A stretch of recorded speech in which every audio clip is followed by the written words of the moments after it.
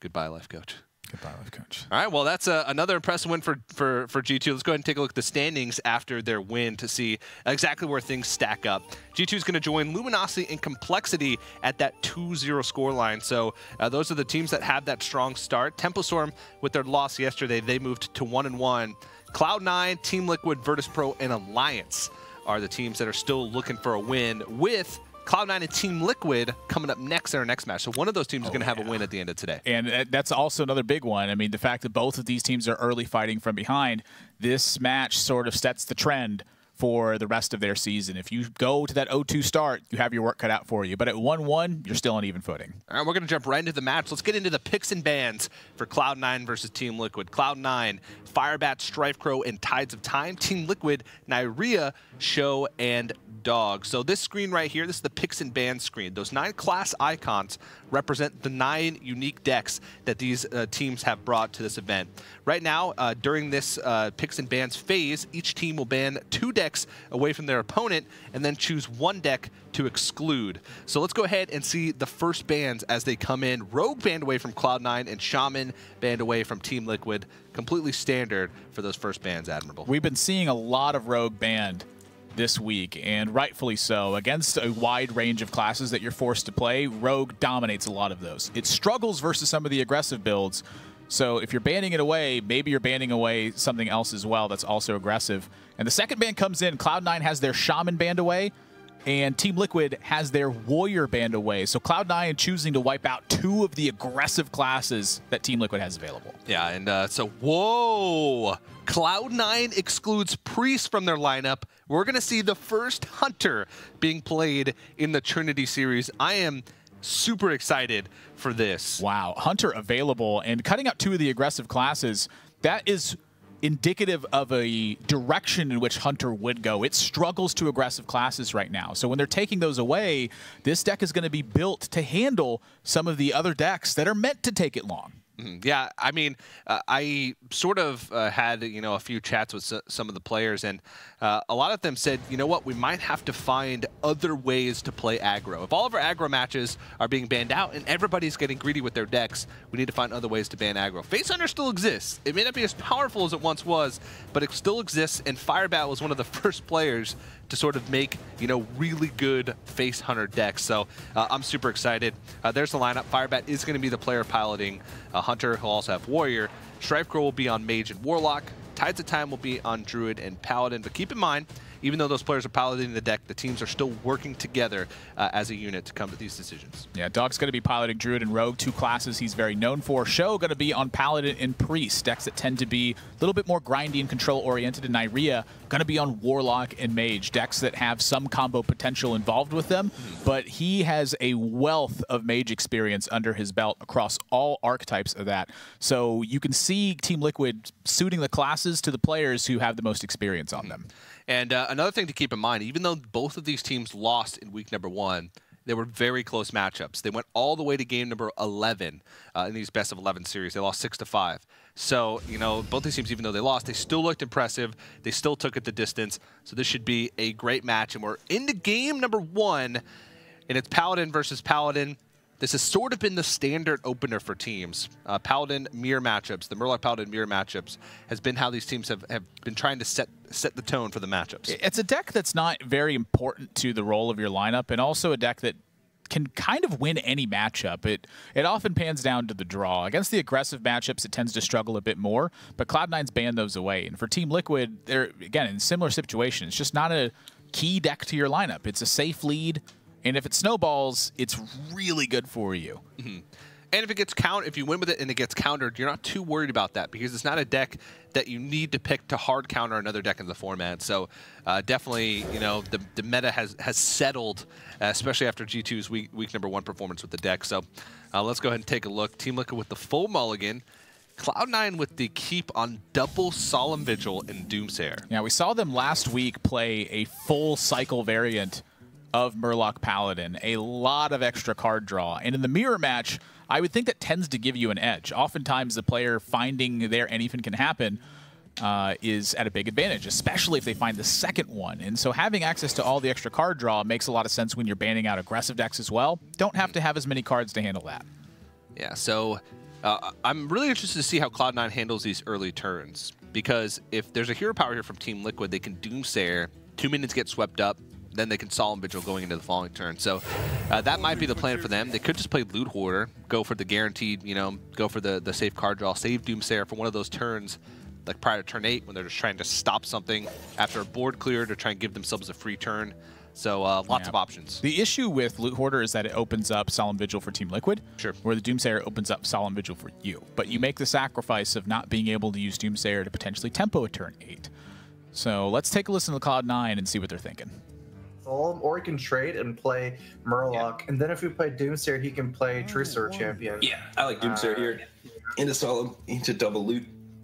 I think I like Doomsayer a little more. I think I see it going badly for us sometimes if we play Loot Hoarder here. Yeah, 100% agree. Give him the Doom. Yeah. Giving him the D. The big orange flaming D. That's not orange, that's red. That's orange. No way. Hey, Tides, isn't that orange? It is mostly orange with a little bit of red. Boom. Wow. Okay. Draw them cards.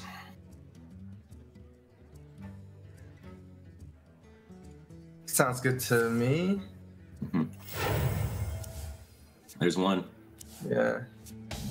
So our goal is to get double anything as soon as possible, right? Yeah. Okay, and the second one, try to kill them. They can't beat double anything. Paladin just can't do that. He would need like lots of big taunts. Yeah. Finja would be a good a good draw. Going with the double war leader. Yeah, I think well, we're not going with double war leader for sure. We might just play one and then blue kill. Yeah, I guess. Just hero power. Yeah, it seems right. Unless you want to throw out a blue gill into the worlds. Yeah.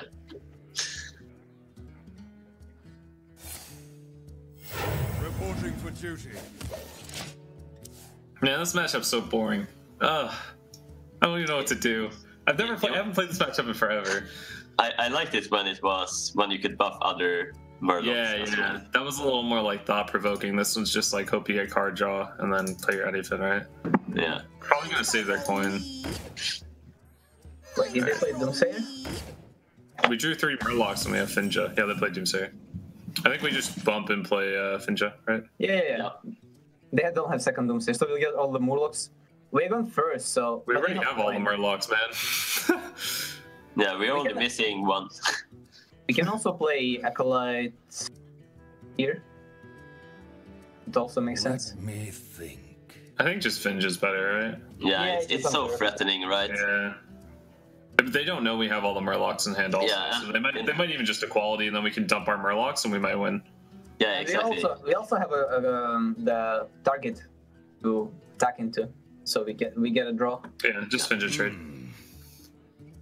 All right, well, some interesting conversations on the side of Cloud9. Crucial to their victory here. Absolutely. Team Liquid talking about just the matchup in general. This matchup did get a lot more straightforward with the change to Murlocs. You don't really have to do the complicated math anymore. You're really just racing to that second anyfin. There are a lot of maximizing damage in the early game, maximizing card draw in the early game. Definitely a thing, but it did get a lot more straightforward. Yeah, of course, the change TJ is referencing as well is once upon a time, Murloc War Leader buffed all Murlocs. Now it only buffs all of your Murlocs. So a very important change that makes the math a little bit easier from your side and also just makes more sense. I don't know why my cards would help my opponent. Yeah, Cloud9 actually using a lot of resources here to deal with the Finja.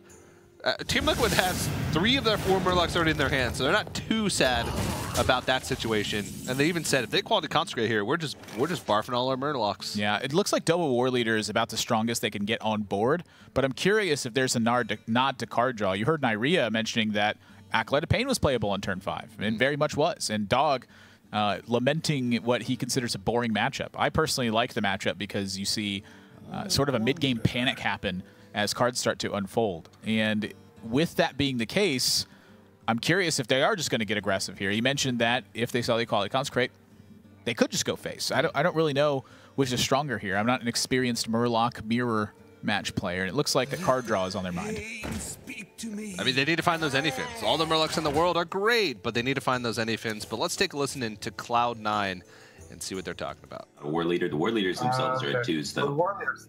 Okay. So the war leaders die, but everything else lives. Yeah. Looks like we should limit card draw as first priority, so I would say Treacheruser than Acolyte more than the other one. Probably Novice Engineer first is what I'm thinking, though, but limiting their card draw is #1 priority. Mm-hmm. Limiting card draw is #1 priority. Do we We want have to a trade? lot of cycle. So Is there anything we could find off the loot order that we'd play? I don't think so. Yeah, neither do I. Well, actually, no. Bluegill, yeah. Bluegill, I don't think...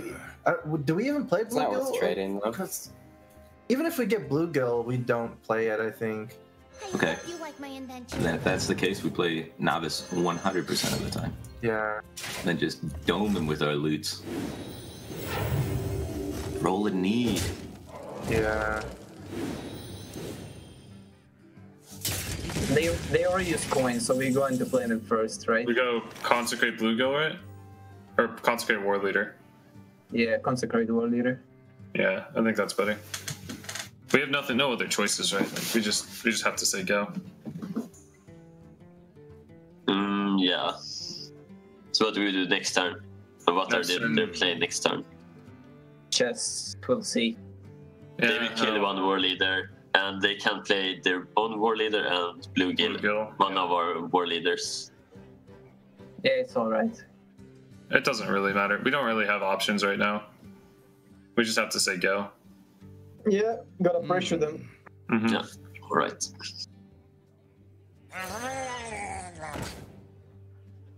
Get screwed. Okay, so this is his...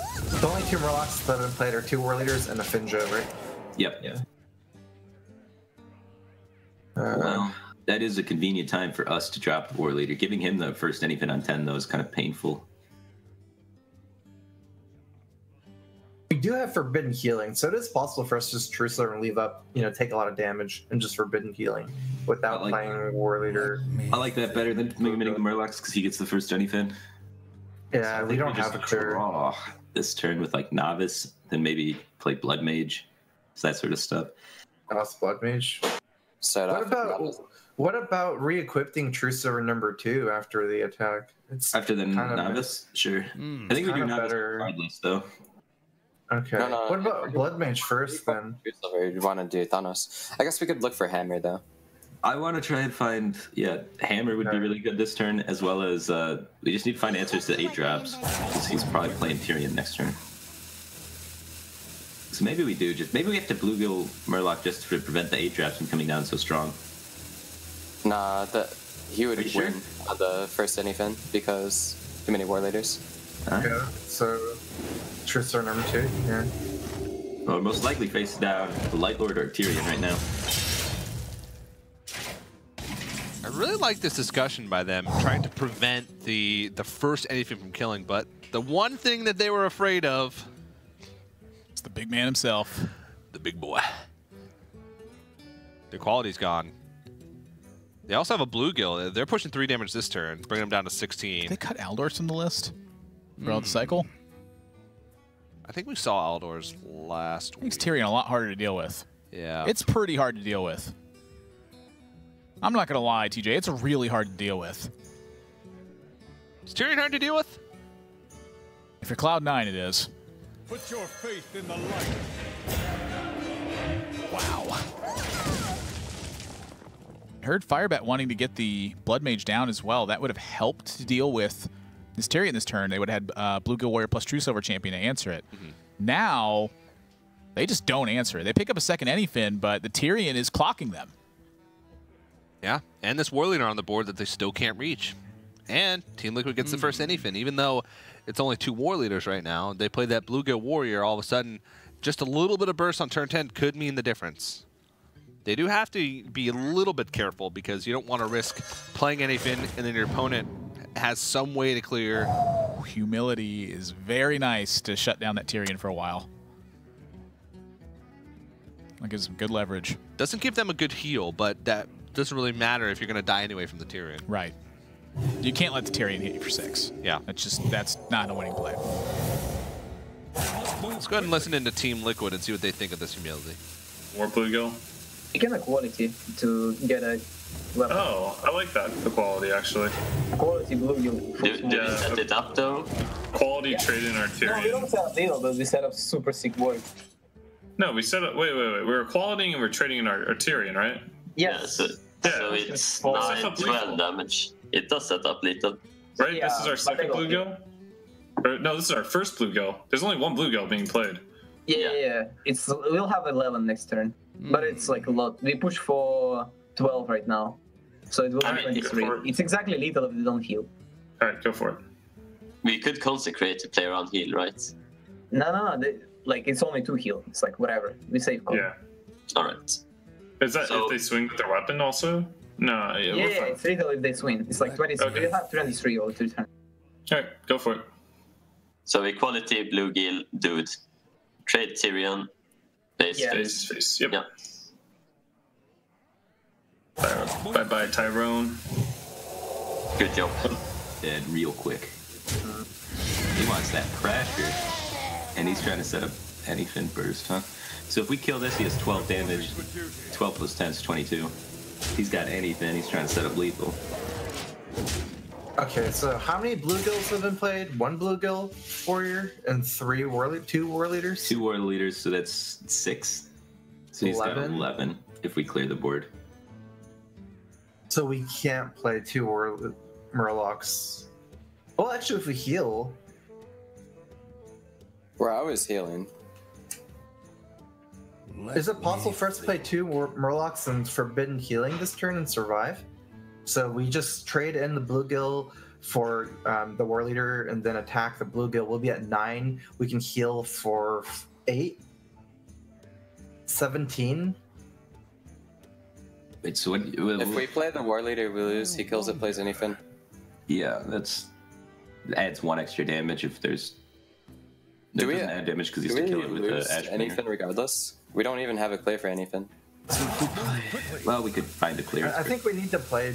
Okay, well, we don't have time. Maybe double Murloc and heal and trade. I don't. Unless you see something better. Yeah, I think we lose to anything regardless. Yeah, it does seem like that right now. We have to trade in both. Oh, right. wait. It's lethal. Oh wait, if we kill it, it's lethal. Wait. It's the same, basically. Wait. We have. How many Murlocs have died? We have to trade in the 1/1, right? We have and then only we have 6 damage. So we have 6 plus 6. We have 12. 12 plus 5. I mean, we just Lethal kill. Wait, if you kill just warrior and go and anything, they can't. Ever. Wait, no, we have lethal, right? No, we don't. We have only 1 bluegill. No, but they killed theirs. They killed there. There's 2 bluegills. There's 2 bluegills. Oh yeah, it's 12. Yeah, we should go for it. I mean, But is there enough Murloc room? We can even trade the warrior. Oh no, Finja has died to. So 2 war leaders died, 2 bluegills, and Finja. And Finja. Yeah, it's exactly lethal. It's lethal, just kill. Yeah, just kill. Do it, faster. We're so good at math. To rope him to kill him. All calculated.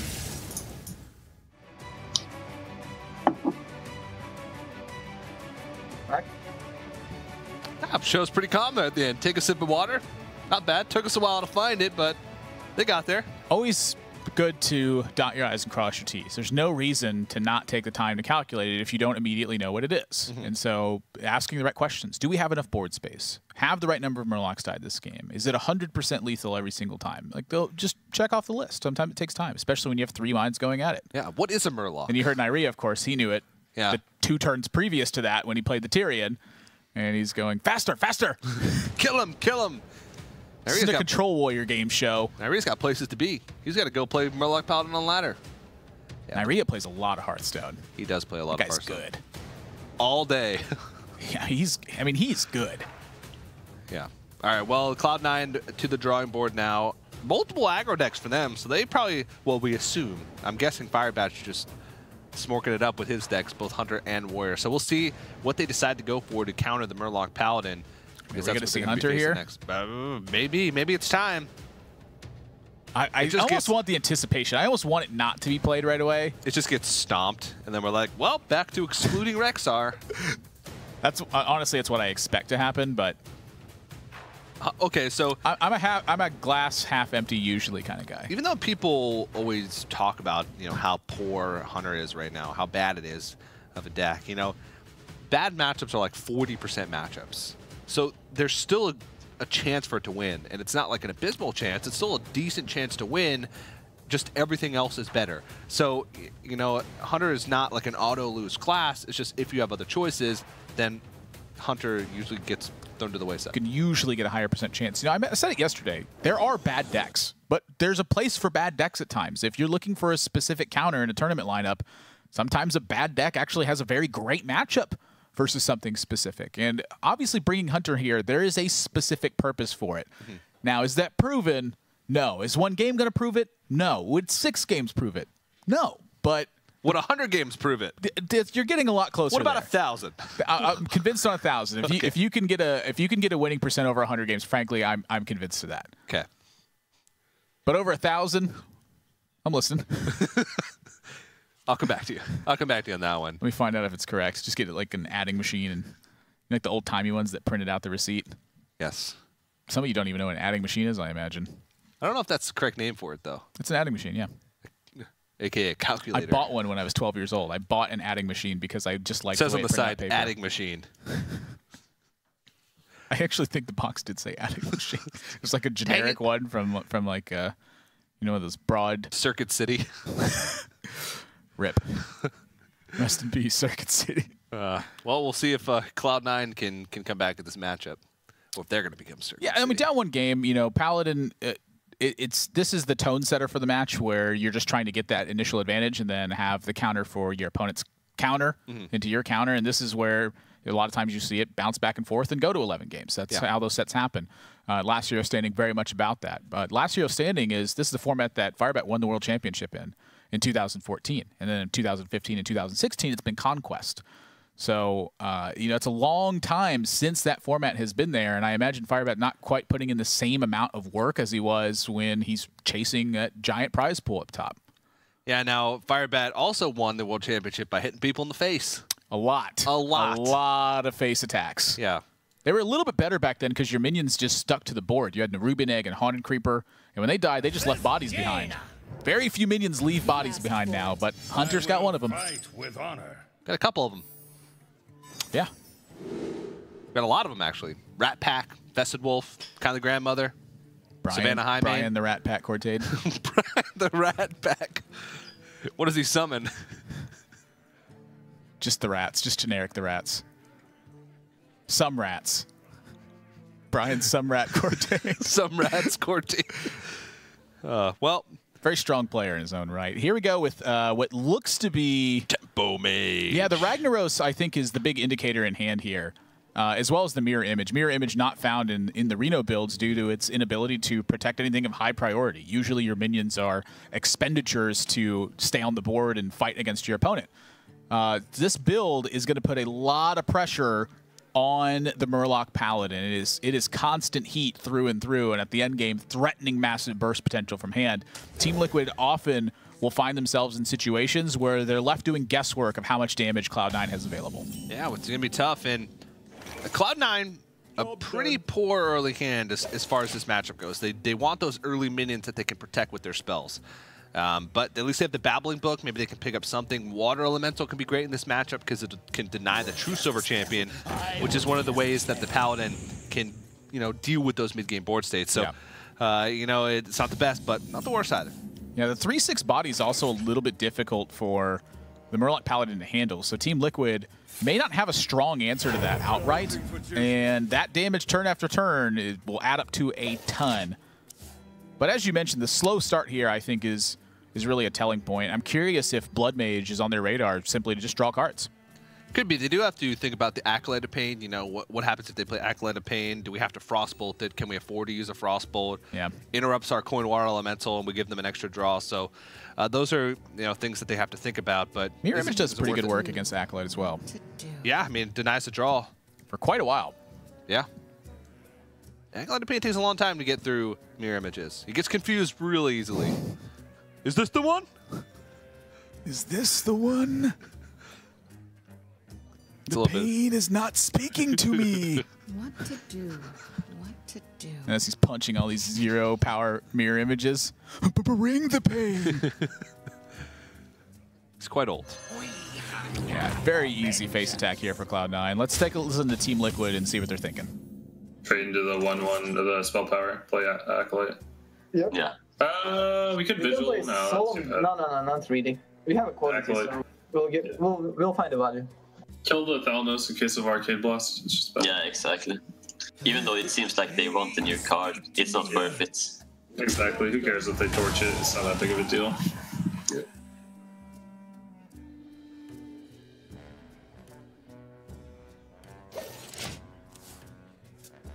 Alright. We just Frostbolt, play another book if we want. Or we can coin Water Elemental. The coin usually ends up being 2 damage if we save it long enough, and we have a turn 4, turn 5. We could also use the coin with the Zerdrake and a 1 mana spell if we draw it. Yeah, I'm thinking it's just limiting. Yeah, I think we don't like seeing him draw cards. Yeah, and gives him Soul and Vigil plays too. But what about Mirror Image plus Frostbolt? Is that better? Not really. We don't need to protect Environmental from Truth Server. Want to save Okay, Mirror okay, let's play book. It's more damage too. This is a very difficult play to read too. I don't think he's got this level of reading level to handle these books. No. These feel like grade 7 books. XD. How good is Ice Block? Not that good. No, it's not that bad either. Stops anything. Yeah. It gives us one more turn to burn them out, like a Freeze Mage. Yeah. If we accumulate enough books, we could learn how to play. Game plan, we go for Finja into War Leader and now Bluegill as well. Okay. They have like the nuts. I mean, there's no way we lost against Reno Mage with this hand, but yeah. We can still lose. We can. I guess Ronald Mage is possible. Maybe. No, there's no way we lose against Ronald McDonald Mage with this. It's like every Murloc, right? We literally drew all of the Murlocs. Yeah. Yeah, but I mean, if we don't draw anything, we're not gonna pressure the Ronald, right? We still need to draw anything with it. Or I wonder. These teams are pretty jovial. Yeah, Team Liquid, much more planning involved. And of course, lamenting the fact that it is not Reno Mage and it is in fact Tempo Mage. You heard Dog say it. Well, we couldn't lose to Reno Mage, and we figuratively drew all the Murlocs in this spot. And Cloud9, meanwhile, continues to be a bit more joking. They find the play that they're happy with and then keep high spirits. Maybe if we get enough books, we can learn how to play. To me, this is a really interesting turn because the obvious play to me is Water Elemental and Coin Mirror Images to protect against True Silver Champion killing the Water Elemental here. But they make the decision that that's a great turn for them, is to have them Team Liquid frozen and being unable to attack into Azure Drake afterwards. So the Finja here going to present a little bit of a problem for Cloud9. But overall, not unhappy with their position, I'd say. You need to find some burn, and Team Liquid, as they mentioned, I mean, they can, next turn, they can War Leader, Bluegill, trade in, get another War Leader, and have another Bluegill to trade in. Absurd. Absurdity. Their hand is pretty darn good. And then they can Solemn Vigil at the end. Flamewaker's pretty darn good as well. They might be able to pick off this Finja. There's a chance. And the other thing, too, is if they can't pick it off, what happens is the mirror images are going to protect them from Bluegill Warrior. So something on this board is very likely to say that's 0. It's only 1 missile so far to Finja. So next couple would need to land if they're going to kill it. Like a 25% chance. Oh, 25% chance. Let's see if Team Liquid's nervous about this. Everything except the Water Elite now. They have coin though, so they can risk it. They can coin Arcane Blast their own minion. 25. Oh. Is a survivor. damn. All right. We just play. Wait, is there a better way to do this? No. Can we go ultimate second Bluegill and clear everything, or is that not possible? No, we go warrior, we go bluegill, Yeah, we go warrior, straight into bluegill. missiles and just kill the flanker. Yep. Can we play Vigil with it? 1, 2, 3, 4. Yeah, we can play Vigil. I hope bluegill doesn't die. Bluegill does die. Oh no, it doesn't. You're right. We pull second war leader. Yeah. Just... It doesn't matter really. We don't need the vigil. We have pirate quality vigil turn after. Let's go. Oh, Merle. Gotta make the sound effects. Yeah, it's not. Yeah, flame wake. Yeah. We don't never kill the watcher. Yeah. I mean, it would make sense if we didn't have pirate quality, but since we have it, we can summon vigil whenever we want. I mean, it's just we never leave a flame waker alive, right? It's just Yeah, even though they run out of spells, kinda. We know that.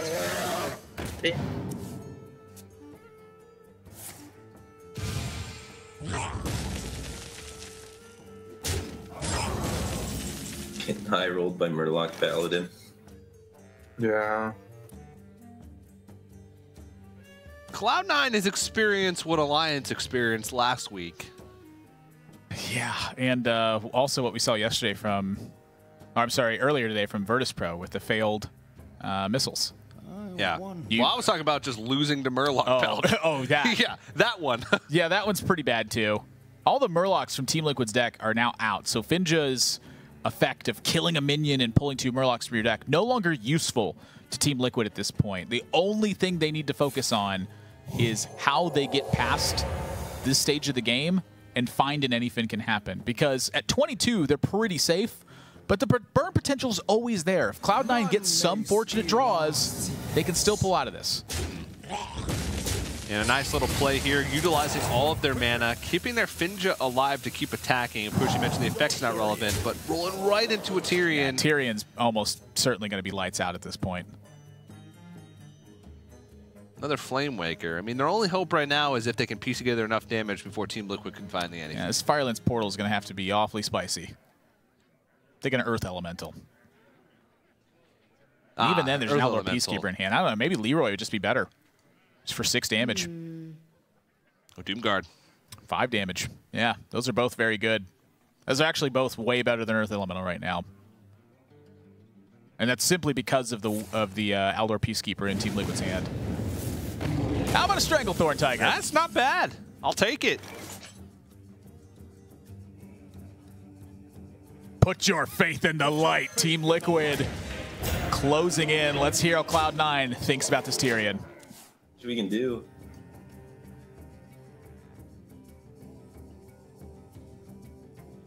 All right, let's start Flame Wakering. Yeah, Flame Waker Arcane Blast the 3/3. Maybe we can make it happen.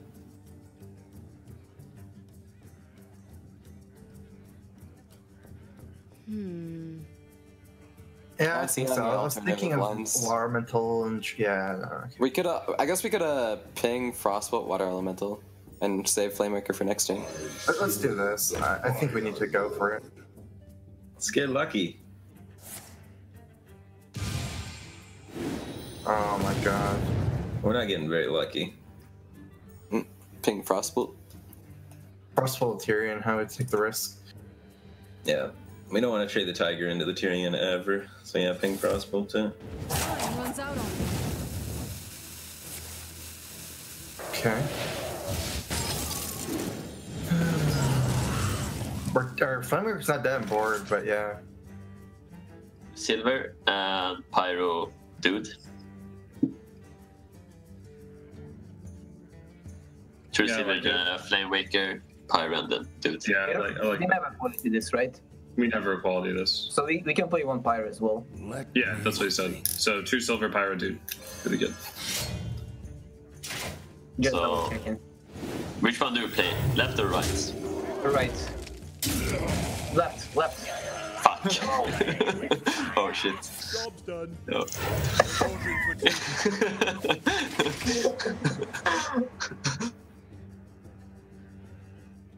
It's not a good draw. That is definitely not a good draw. I guess we eat the charge and then Water Elemental Images. Ping something.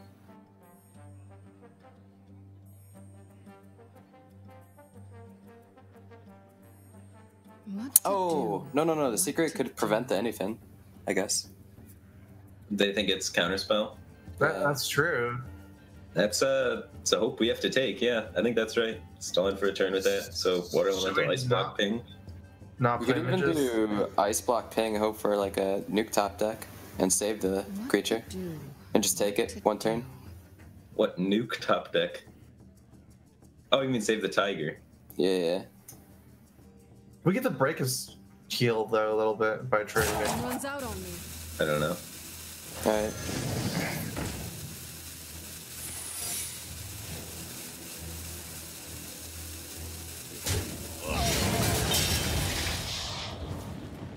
I guess. I think that's the play. Yeah. Now we're hoping for AI or Zerdrake. Yeah. Do we? Yeah, because we have 2 consecrations, we can use the one to. Well, we don't want to be frozen next turn, right? Yeah, so we can conk and trade with the 3/2. Oh, yeah. Do that. So we attack phase to check what secret is. Yeah. Then we conk. It might be counterspell. They played it on 9. Nope. Yeah, it might be. It might be the. Effigy. We can Aldor it. So trade. Could be vaporized still. Okay. Hero power Aldor. Do we Aldor? No need Aldor. I think if they play... If they play Rag, we have equality, right? And we want another target on board because we don't want to take it on the face. But what else can they play that we can Aldor? Like, Just it's right? Drake, You yeah. can Aldor, to be honest. It's like whatever. It's just Pyro or Aldor. I think I like Aldor more. I think we play Aldor too. It's too much. All we need is Rag. Goes face twice. He's dead. No. He totally has anything. Yeah, he does. Oh, I think so. I definitely Alright, think Drake so. into Barnes into Rag. Let's do it. Oh, fireball. And that's not good enough. If we images, we can not get Fireball in popped. face has merit here. For what? What's the merit? Intellect into... We can't get that much damage after, okay. you know. We can do another bluff. We can fireball face, save the images as if like it's a nuke. Second fireball or something. Yeah, and that it might prevent the anything another turn. I don't think so. Wait, let's see. No, what are they gonna do? Then they heal? I guess they can't. Heal anyways. They can't pop against images though. I think we play image ping. Our Drake dying on board's a bummer. We need the Drake to connect somehow. Yeah. Yeah. Let's image ping, right? Yeah, I think so.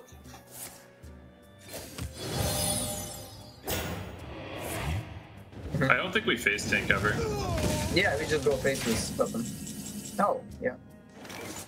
So we're consecrating no matter what. Consecrate, trade, face, dude, right? Yeah. Yeah, seems good. We just kill them with the buff. Could still be vaporized. Cloud9 still trying to find ways out in this game. But they have outs as well. I mean, the healing for Team Liquid hasn't been there, and despite the situation for Cloud9, that's how these guys have won tournaments. Is even when they're down and looking like they're out, focus in on how you win the game. If that requires a perfect sequence of draws, so be it. And from Team Liquid, fearing Ragnaros at this point, that's one of the only ways I think that they lose this game is Ragnaros connections for quite a bit. So hanging on to that Equality Wild Pyromancer, probably the rest of the game. Until they find one of those big threats, whether it be Rag or Antonidas. If Antonidas is even in the deck, we haven't heard Cloud9 talk about it. They've been talking about Rag, but you know when they were talking about playing mirror images, the fact that it could be a fireball with Antonidas later on didn't even cross their mind. So maybe not an inclusion in their deck. Yeah, I could honestly see the contrast of the 3 players on Cloud9 as well, splitting the decision on that. Tides, I think, would be very in favor of running Archmage. I think Firebat would be very opposed to it due to the speed that it plays at, very slow, and then Strife Crow would be somewhere in the middle. Yeah. Oh, geez. That's going to do it. Well, there's an ice block. Yeah, so if there's a natural Pyroblast in the deck and the Mana Worm doesn't get cleared, which that's not going to happen. Yeah, and they're not even going to take any damage. Not even going to give them a chance. And Cloud9 needs a miracle draw here. There's a spell in the game that deals 13 damage. Well, that could eventually deal 13 damage, but Not off the bat. 2-0 now for Team Liquid. Anyfin Paladin putting in work. And again, winning in unfavorable or winning a matchup that your opponent decided to queue into you is going to be a big deal. So if they can keep this streak going with the Murloc Paladin, hey, maybe they could take it all the way. And that's the loss that Cloud9 is really set back by. I mean, you mentioned it. They queued a counter build into Anyfin Paladin, and the Anyfin Paladin won. What on earth comes next? Because ideally, the Mage was the strongest build against it that didn't sacrifice potentially too much from their lineup. So I don't know. We may be seeing a third, fourth, fifth, sixth game here from Anyfin Paladin. These are tough times in the best of 11. First to 6 wins. It's going to be tough. We're going to go to a very quick break. When we come back, we'll see if Cloud9 can make a comeback.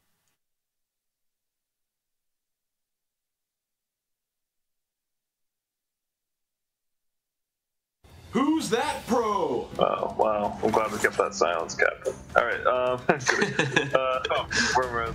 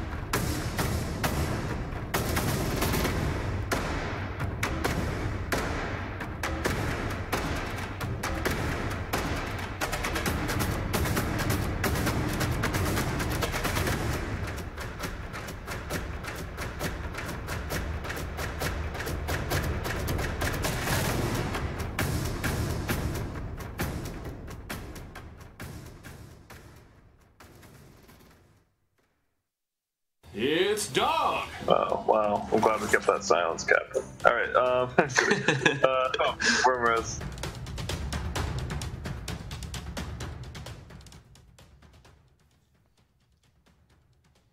Hello, everybody. Welcome back to the Hearthstone Trinity Series presented by ESL and Twitch. My name is TJ, and I'm joined by Nathan. That's Admirable Zamora. And we're well underway with match number 2 here. Cloud9 and Team Liquid, both teams that took losses in their first week and trying to bring their season back in week number 2 here. Yeah, it's starting to slip away from Cloud9 a little bit, though. A 2-0 lead for Team Liquid. Both games won with Anyfin Paladin. They defeated the mirror match, and then they defeated the Tempo Mage that was queued up from Cloud9. Do they have a third deck that's exceptionally strong versus Anyfin Paladin? Probably.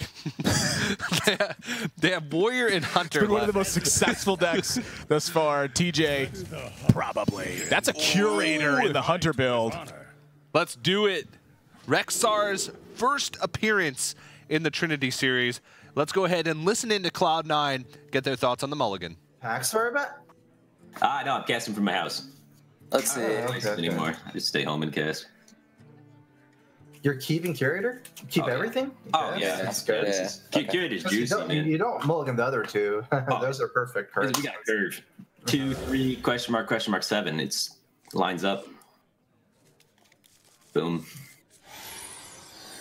Curator's just too powerful. It's so good. In a slow matchup like this. Yeah, we'll run out of cards without it. It's our main card draw engine.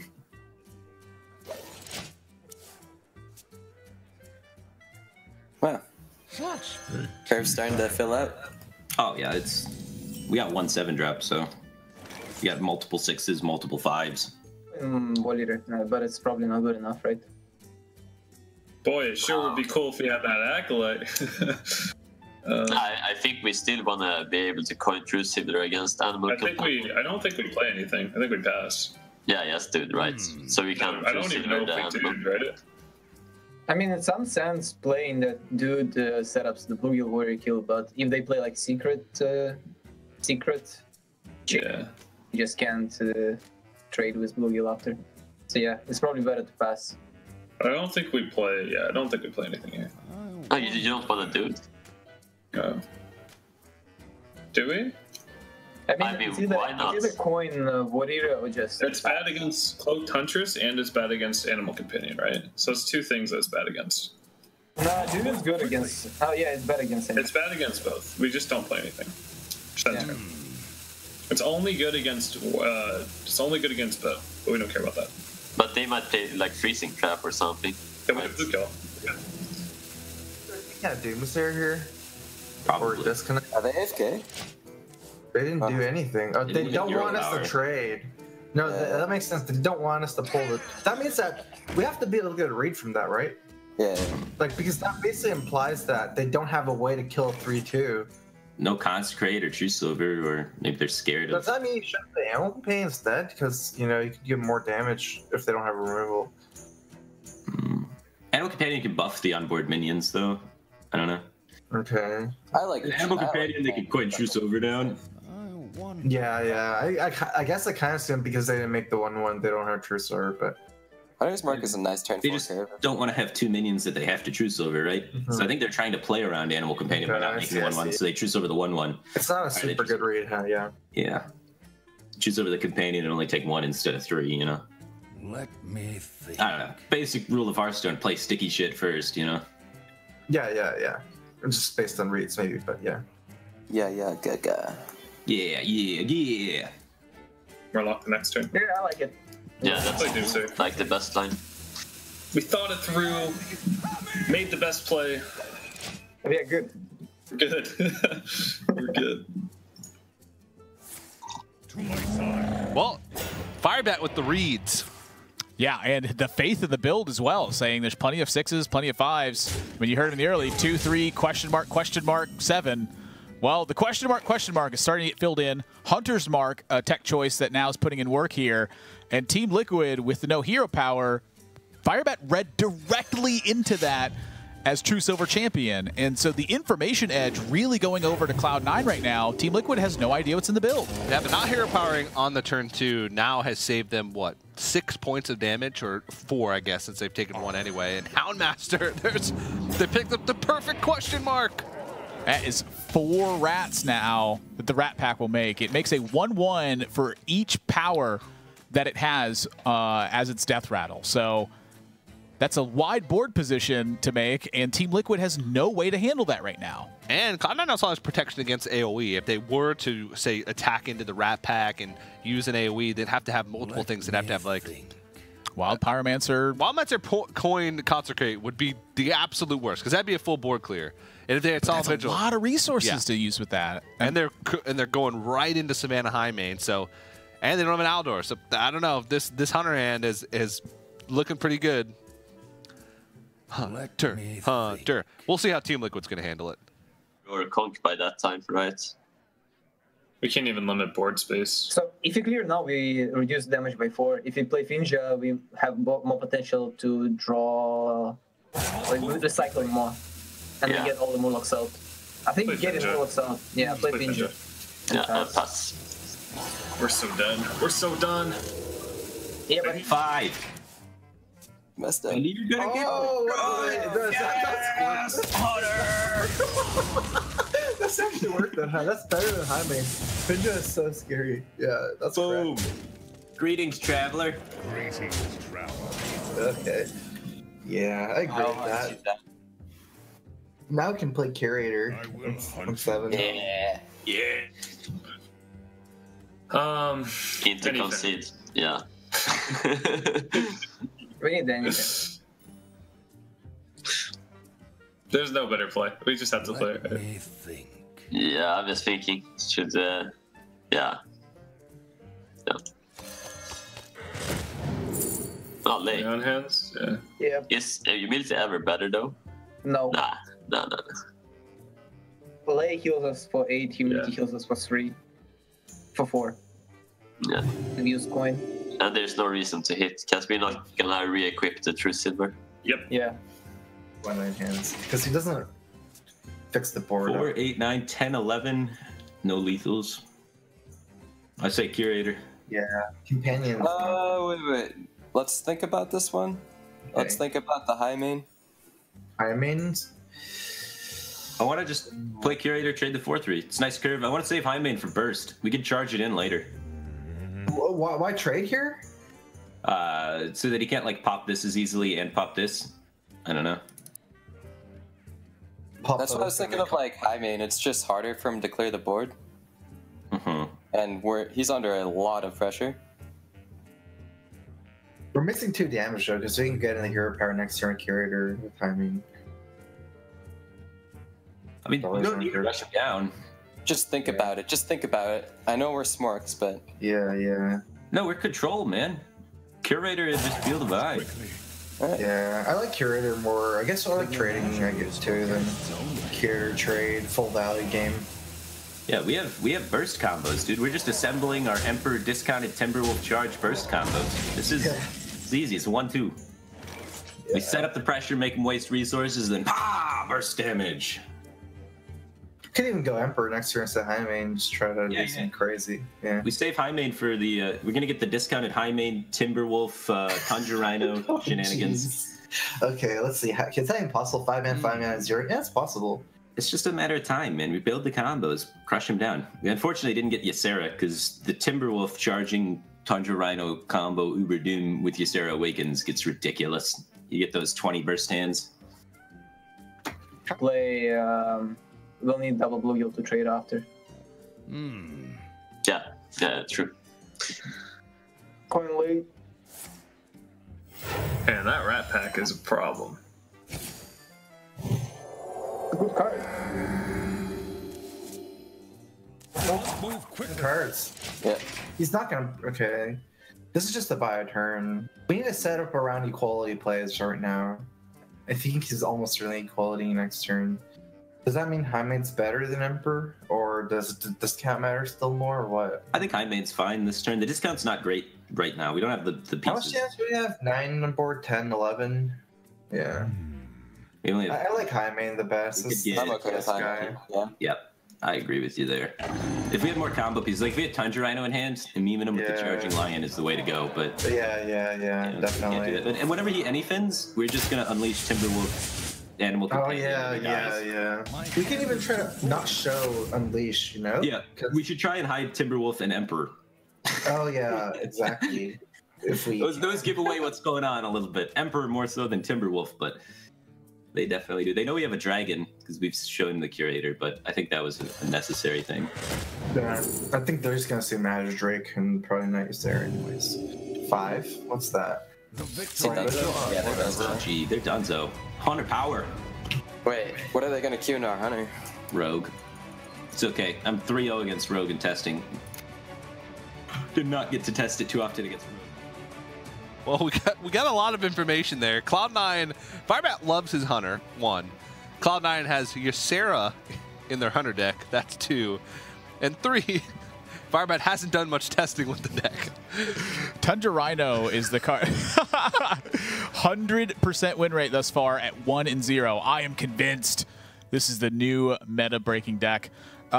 He was mentioning Charge with Savannah Highmane, which indicates Tundra Rhino being in the build as well. And that is a lot of weird burst damage you can put together. But this looks to me like a Control Crusher, where it's got all the tools necessary to fight against Reno decks. It's got all the tools necessary to keep pressure on builds that want to slowly build their insurmountable lead. But I imagine this is going to struggle a lot to aggro, which would make sense with the Shaman and Warrior bans that took place here. We haven't got to see too much of it yet, but we know that it's a little bit more late game focus, as you mentioned, the control killer. So maybe if they can get an early curve, they might be able to stand up against it. Firebat expects the Rogue, but we do know that Cloud9 now will be on the Hunter again. Let's take a look at Team Liquid's lineup. they are pretty much, they don't really have aggro. Rogue is pretty much the closest to aggro they're going to get unless they have a Temple Mage of their own, which, I don't know, Nyria and Dog tend to favor that Reno Mage. That definitely is the case, but Nyria has played a lot of Tempo Mage in the past, and he's very well versed with it as well. And I think the trend that we're seeing this week is that Tempo Mage has been dominating the tournament scene lately. I wouldn't be surprised at all to see Tempo Mage from Team Liquid at this point. But if the Hunter build managed to pick up another win in the face of a counter here, that's suddenly starting to be a reversal of fortune here, where the Paladin build was terrorizing Cloud9. Can the Hunter build do the same? That's a Smuggler's Crate, and Team Liquid is queuing up Dragon Priest against this. I don't know if Dragon Priest can fight this that well. Well, Dragon Priest can build up a board, you know, really early on, and if the Hunter loses control of the board, it's very similar to the Dragon Priest in the fact that they can't get it back very easily. But let's see. Let's listen into Cloud9. For 5, that's pretty good. Smuggler's Crate is really good against Priests, huh? Because if you play small minions, their dragons are going to crush your early game, you know? Like they're Exactly. 2 That's why it's in here. I figured they'd make counter with Priest, so we've teched in Smuggler Crate to beat the Priest counter. Good. We've planned for everything. We put way too much effort in the wrong areas. Yeah. I guess Guardian is a pretty good card overall, but I think like We have a lot of early game anyway. We have like triple 3-drop. Actually, no, 5 3-drops. And there is like as well. It's very high chance to get it. Hey, Okay, let's go with Guardian. Oh no, we kept everything. Oh, okay, we kept it. Okay. Like this deck is pretty heavy as well. Fine. I mean, we have a 2-drop. I feel like it's just like way too bad if you miss a dragon. And like 4-drop dragon's our second earliest dragon, right? Oh shit. Oh lord. No, this fight. So basically, we need to flood the board as much as we can. I think we take Fairy Dragon here. We don't have a play next turn. It's Fairy Dragon, Crusher, and Nefarian. Take Fairy Dragon. Yeah, Fairy Dragon. Yeah. It's either Fairy Dragon or Crusher, so yeah. Job's done. So follow up. Yeah, if we can go potential Argus, maybe that's pretty strong. Yeah, but you can't force a Deadly Shot into anything. Our Deadly Shot's going to be at best a 50-50 on what's their biggest minion going to be? A 3-5. A 3-5, yeah. Is that worth the coin? 2 4-drops in the deck.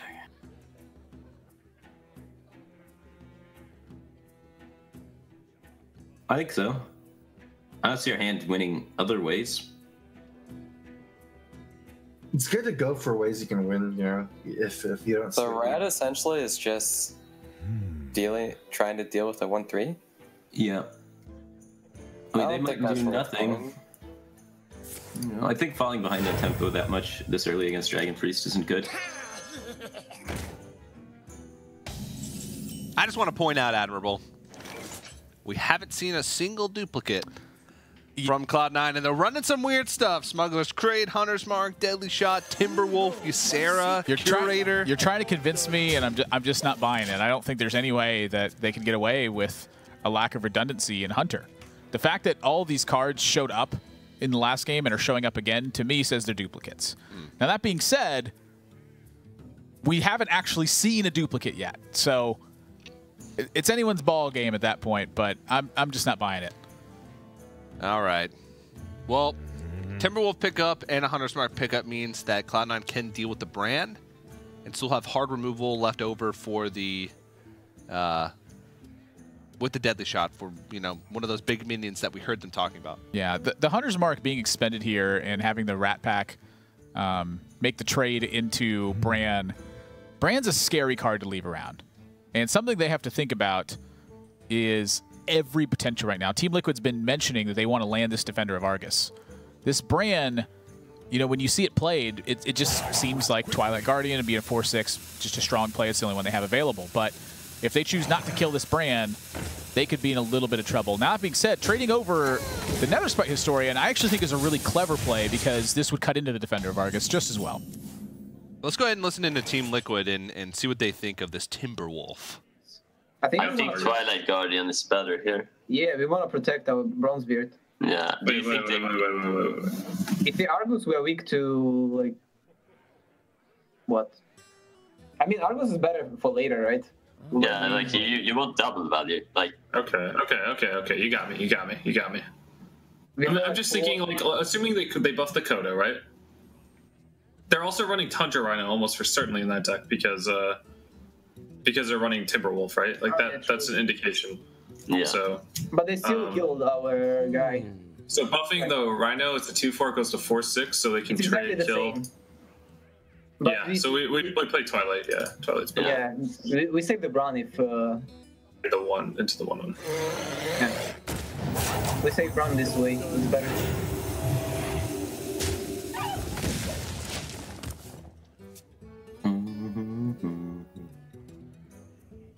So I was doing that. Do we Does it consider matter the order the companion? over? Wait. It's Deadly Shot. It's Deadly Shot too late now. Yeah. Actually, all the companions were good there, though. Not Misha. Well, Misha, like, Now we can scout their deck also. What do they play? Oh, we take Hyman, right? Easy. Do we? We might take Rat Pack. It works with Argus. If you take high main and we play it next turn, how do you deal with it? There's just no way, right? Yeah, we ahead. Like Hyman is just gonna see. Yeah. Hyman. Yeah. Hyman's. And we can Argus later. Like Argus is always good later. You can also Argus next turn with like Cleric and Power Shield. It's like pretty good as well. Man, if they got a Tundra Rhino buffed, that's a 4/7. We can't deal with it, right? They can't kill. They kill our guy, right? But it doesn't matter. We play high main. But they have a Tundra Rhino. That's scary. Yeah. I hope it's not a Tundra Rhino. I hope it's like a Hyman or something. Hopefully. It's not Reno, right? They've only played one of We those. have really good curve. We have like high main into all the small minions. Smack his face, Hyman, right? And we have Argus to win a race. Like easy. Yeah, Hyman and face right. Do we go face? Maybe we trade with Red Pack? No, There's no reason to. no. Do we put it on the left or the right? It's the only question. Left. Put it on the left, yeah. It doesn't matter because yeah. Well, if we like discover and unleash or something. The jig is up, Admirable. It's not a Reno Hunter. Yeah, the other jig is up too here, where Team Liquid is just taking the board and starting to dominate. Cloud9 falling way far behind because that Draconid operative. They needed to see anything other than that so that the Tundra Rhino could land and disrupt the turn 6. But you're hearing Team Liquid deliberate over a lot of these plays and how it's working and making reads at the same time. Where from Cloud9's perspective, it's slim pickings, so there's just really not much to talk about. Yeah, they do have the high man here, but it's going to run right into a Shadow or Death, more than likely. Well, they are initiating a race here, and I'll tell you that Hunter does a very good job racing if that's what it comes to. If they can go wide, which Shadow or Death would lend them to going wide, maybe they'll be able to do it, but there's a Defender of Argus in the hand. That's a shutdown. There's also Powered Shields, which can buff up the taunts from Defender of Argus. It's going to be really tough for Cloud9 to get through this. They needed to win the early game. Yes, or top deck a Fortune Deadly Shot, or get a Hunter's Mark. Something's got to give here because they're starting to fall out of the game.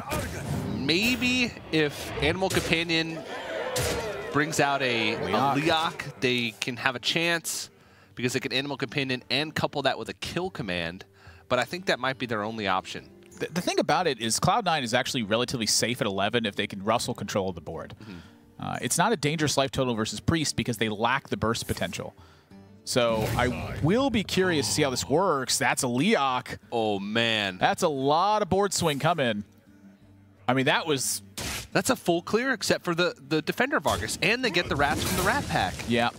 Well, they will clear the Defender of Argus. Clear the Defender of Argus, but they won't clear one of the 2/2s. But let's listen in. True. We have these. Those little rats, man. We have corrupted to kill it. Oh yeah, it's a corruptor. So we shield first. I don't think. Are we shielding it? To protect it? Yeah. Wait. Yeah, sure. Yeah, shield it. We're probably gonna go Cleric Blackwing. Oh, we can Pain now.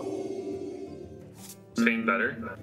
Is Pain better, actually? Pain is not good against this deck anyway.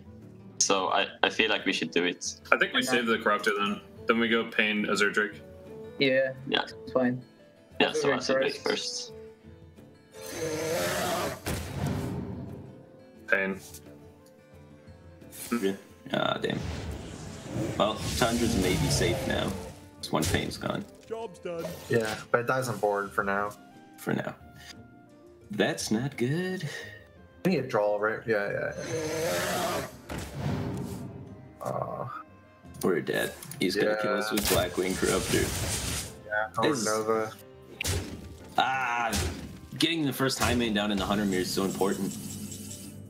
Feels bad. Guys, wanna hear a joke? Sure. Is it Hunter? Yeah. Hunt didn't come today.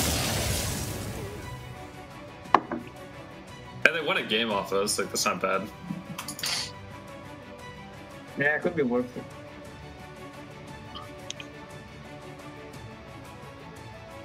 Fortunately, the Hunter has fallen, bringing it to a 50% win rate. It's a massive downturn from its previous 100% win rate in the Trinity Series.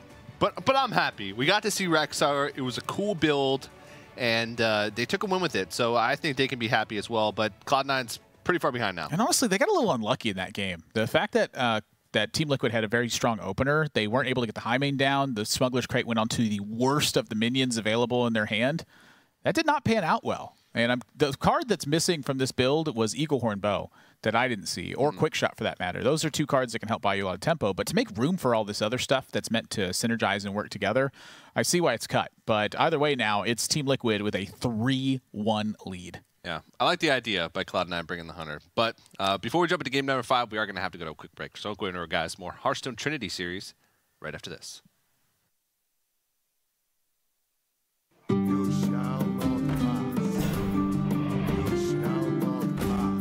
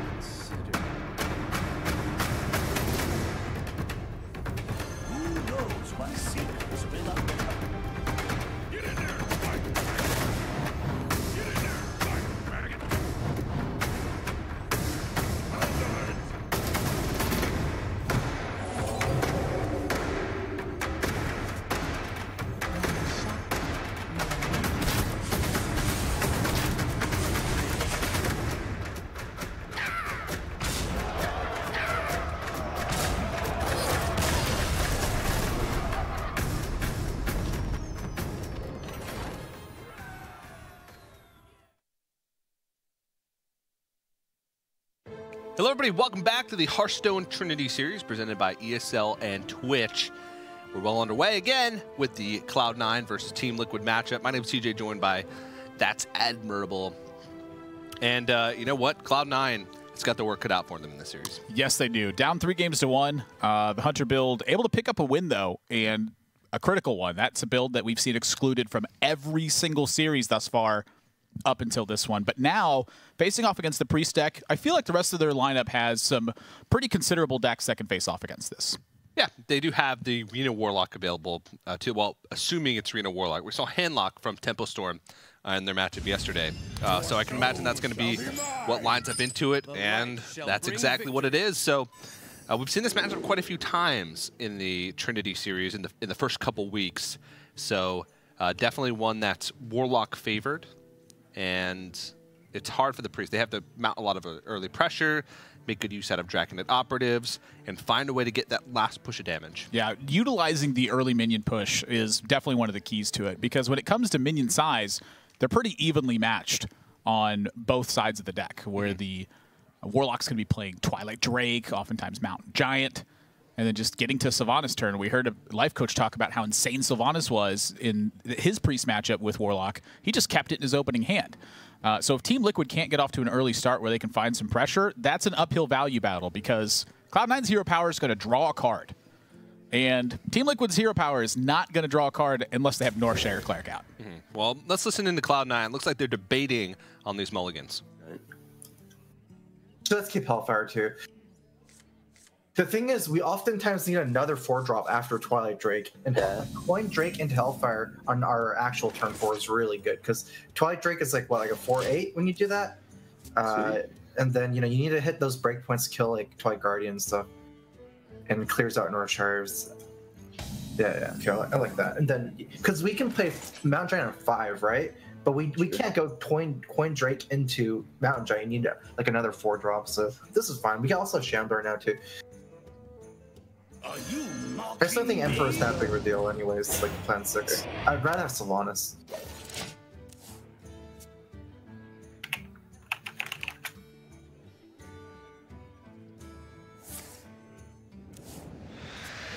Good. Yeah, that's... Jaeger's you have to think with gadgets sometimes and stuff. Yeah, you have to plan more with J-Druid. Yeah. You control matchups as well. Job done.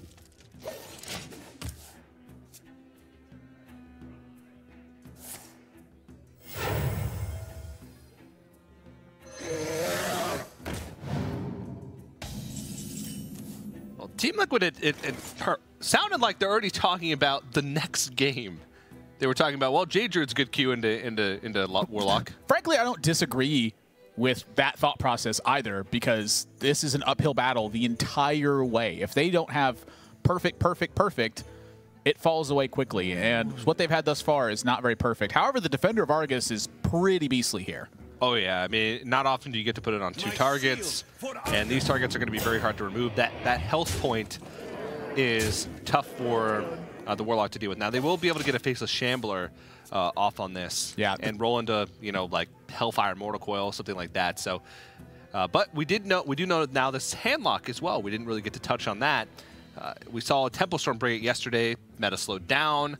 You can ban away some aggro. No real need for the Reno lock. If you're trying to beat those control decks, you might as well just go full control. Yeah. Now, the only thing to consider here for Cloud9 would be, does Team Liquid have Cabal Songstealer as one of their tech choices, which we saw come from Super JJ in the match with Complexity. But they've seen Defender of Argus, and they're seeing Blackwing Technician. So the room for that card, I think, is very limited when that's the case. So the Faceless Shambler, from my perspective, is that it would be totally safe. Yep. Faceless Shambler, and you can just leave the board as is, force the trades on your opponent, Hellfire the next turn, have a healthy 4/8 Twilight Drake. Yep. Just even the Shadow Bolt and the Mortal Coil will provide you a lot of ways to continue to swing the board. Let's listen to Team Liquid and see how they're going to handle this massive board pressure. Oh, that's good. So, bump Polynova. Yep. Is there any merit to hold? No. Yes, our hand is awful. Yeah. We just play, obviously. It's okay, we're bringing the pain. We're weak to Hellfire Coil on this. What if we trade? No, there's no reason to. We don't trade. Yeah, we just hit the face. We need to top the cooperative now, and like the 2 mana story. A little bit to Hellfire Coil though. Remove a lot of power with Hellfire Coil though. Hellfire Coil, we remove 5 power, and we do 3 damage to ourselves, so we're essentially gaining 2 health. Yeah, but I mean, we gotta head to Hellfire in the future anyway, unless we find Shadow Flame. So we're gonna need to deal 3 to ourselves later. Our response to Corruptor is terrible. It's life tap Shadow Bolt. But I don't think he has Corruptor. I like Giant here. This is better mathematically. I like Giant as well. It's a tiny bit weaker Death, but yeah, I think I like Giant still. Right. Yeah. They're keeping Death though in the mulligan probably. And they don't have any of the cards remaining that have been kept from the mulligan. Okay. Yeah, no run on them. We Gucci. Play the top deck one quickly. No, don't play the top decked one. Yeah, really quickly. Top deck one. Go for it. So they like, yeah, they top decked one. Do we heal value trade? Or heal go face? Heal face, right? Yeah, heal face. That way they can't play Emperor. They didn't have foil. We could fade Argus. No. I think we go face. Face with both. Yeah. Stick with the game plan. Face is the place. That was an awfully greedy play with that Mountain Giant. Very greedy. I can see the concern, though. I mean, the point is the response to Blackwing Corruptor from the hand of Team Liquid. It'd be a 5-4 versus an empty board for Cloud9, and they'd be sitting on 12 points of health. If that's the case, they have to respond with Shadow Bolt, and they have no further play. So the consideration is how likely is it that you draw a play? Well, pretty unlikely. I imagine Earthen Ring Farseer is about the only thing that's there. But with 14 points of burst in hand, getting the Hellfire rolling and starting to connect with the Twilight Drake, I think has a lot of merit. Yeah, I tend to agree with you. Also, with 2 Hellfires in hand, it's going to be tough to use those, especially since they're taking more damage by playing that Mountain Giant. It's vulnerable to Shadow or Death.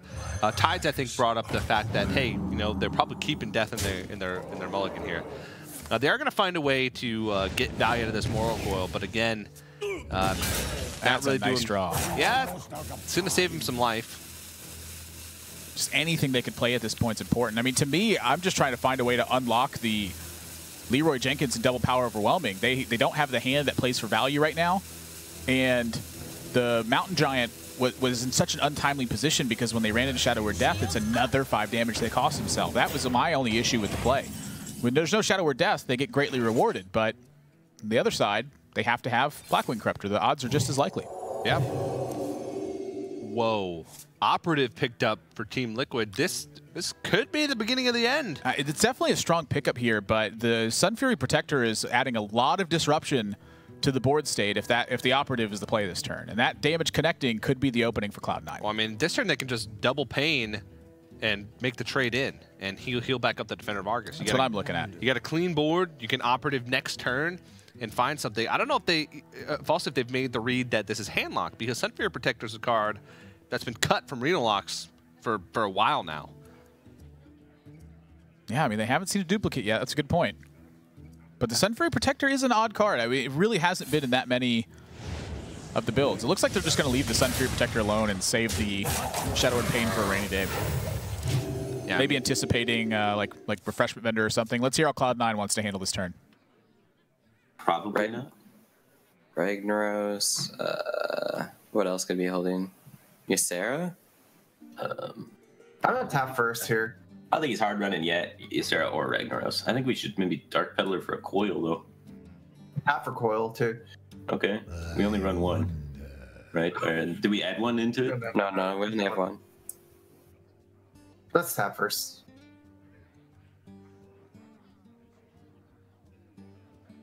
I like we only run 1 coil, and we've already played it. So there's 0% chance we hit coil on tap. I just don't see a reason. Shadow Bolt, Dark Peddler? Or is it better to do Peddler first. Go Peddler. Doomsayer would be better if you're expecting Rag and stuff. But yeah, I think Shadow Bolt Peddler's fine. Not really expect Rag. We got 2 siphons we could hit too. 12.5% for the siphon. Well, that's fun. That's a good for us. Really good. Yeah. Alright.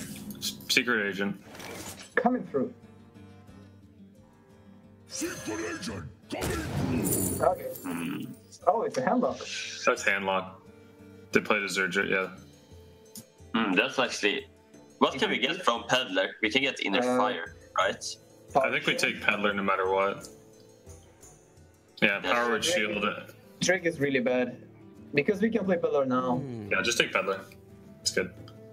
But Peddler just dies though. Like Peddler doesn't do anything. We can play some Fury. Well, we can go Peddler, and then we can play Pain and Whelp on the 2-3, and then the Whelp doesn't die to the 2-2, and the Secret Agent doesn't die. We have only 3 mana left now. Yeah, so we go Pain into Whelp, right? Oh no. Then okay. Next we play Peddler. And if we get like Powered Shield, it's really good. Yeah. Okay. Yeah. Like Peddler. Then they just want to set up for Jiraxes. We can also get the second rope, right? Can you get the what? The one drops from Priest. It's a second whelp, Inner Fire, Cleric? Power Shield.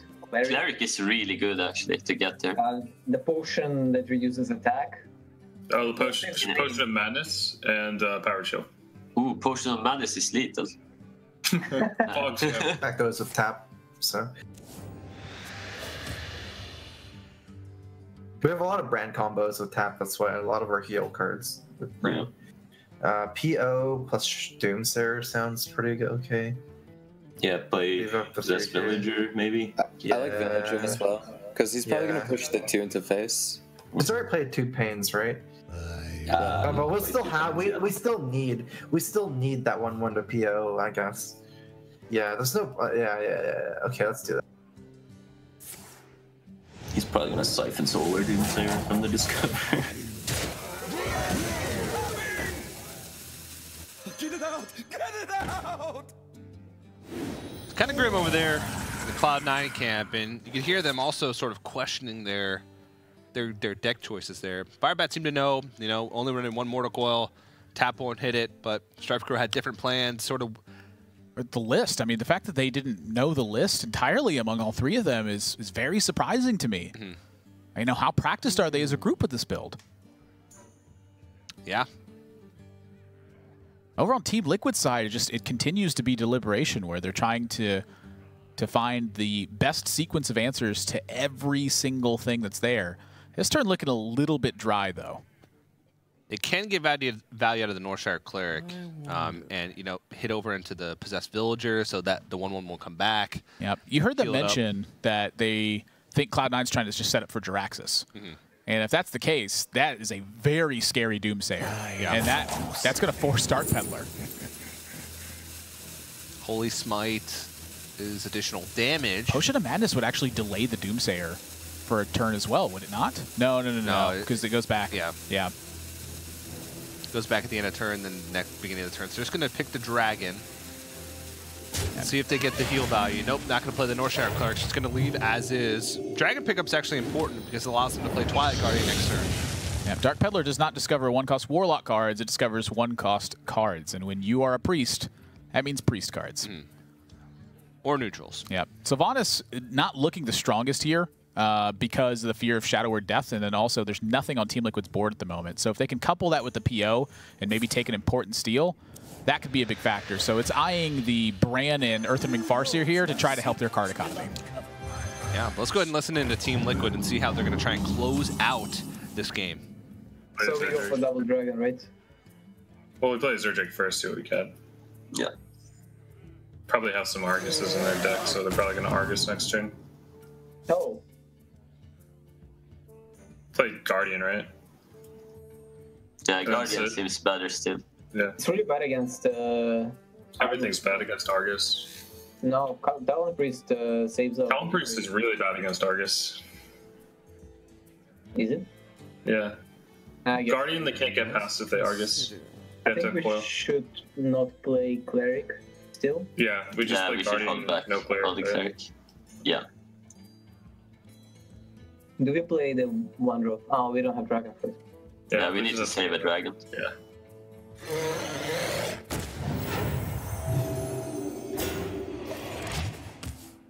Yeah, Argus is really bad here. And for a while. I think this is a good board to play Refreshment Vendor Sylvanas. I don't like Sylvanas. Okay. I'll I guess look it's at it. PO Shambler Refreshment Vendor. I like PO Shambler Refreshment Vendor. PO's just too good here because Yeah, it it allows is. us to kill this guy. Yeah, those are like the two plays. What about Dragon? Do you think Dragon? Let's see. We get a 7/7 Dragonfire Potion. It's actually okay. 7/7, huh? There's also trade Hellfire Refreshment Vendor, trade the Brandon, clear board, be at 18 or 15. Ooh, actually, I mean, his Drake is going to be alive with the power play. Yeah, but I don't think we care about the Drake being alive. I think I don't it's think either, we care about it. I think it's Yeah, either set up okay. a Sylvanas for value or set up a Shambler. Those are the two plays I like. Set up a Shambler. Yep. Shambler. I don't think he has Interfey, because he didn't think at all about the Interfiring the 3/6. Yeah, that's true. We gotta play around that. He has the 1 mana priest card. Yeah. Okay. Yeah. Yeah, that's nice. We do Cleric first, yeah. Yeah. So Death, trade, Cleric heal. And Yeah. we'll see what happens. Start with this. Is someone injured? I think we might buff our Cleric. To get more value. Yeah. And they should have one more coin. We buff something, I think we Buff buffed the Cleric. Cleric.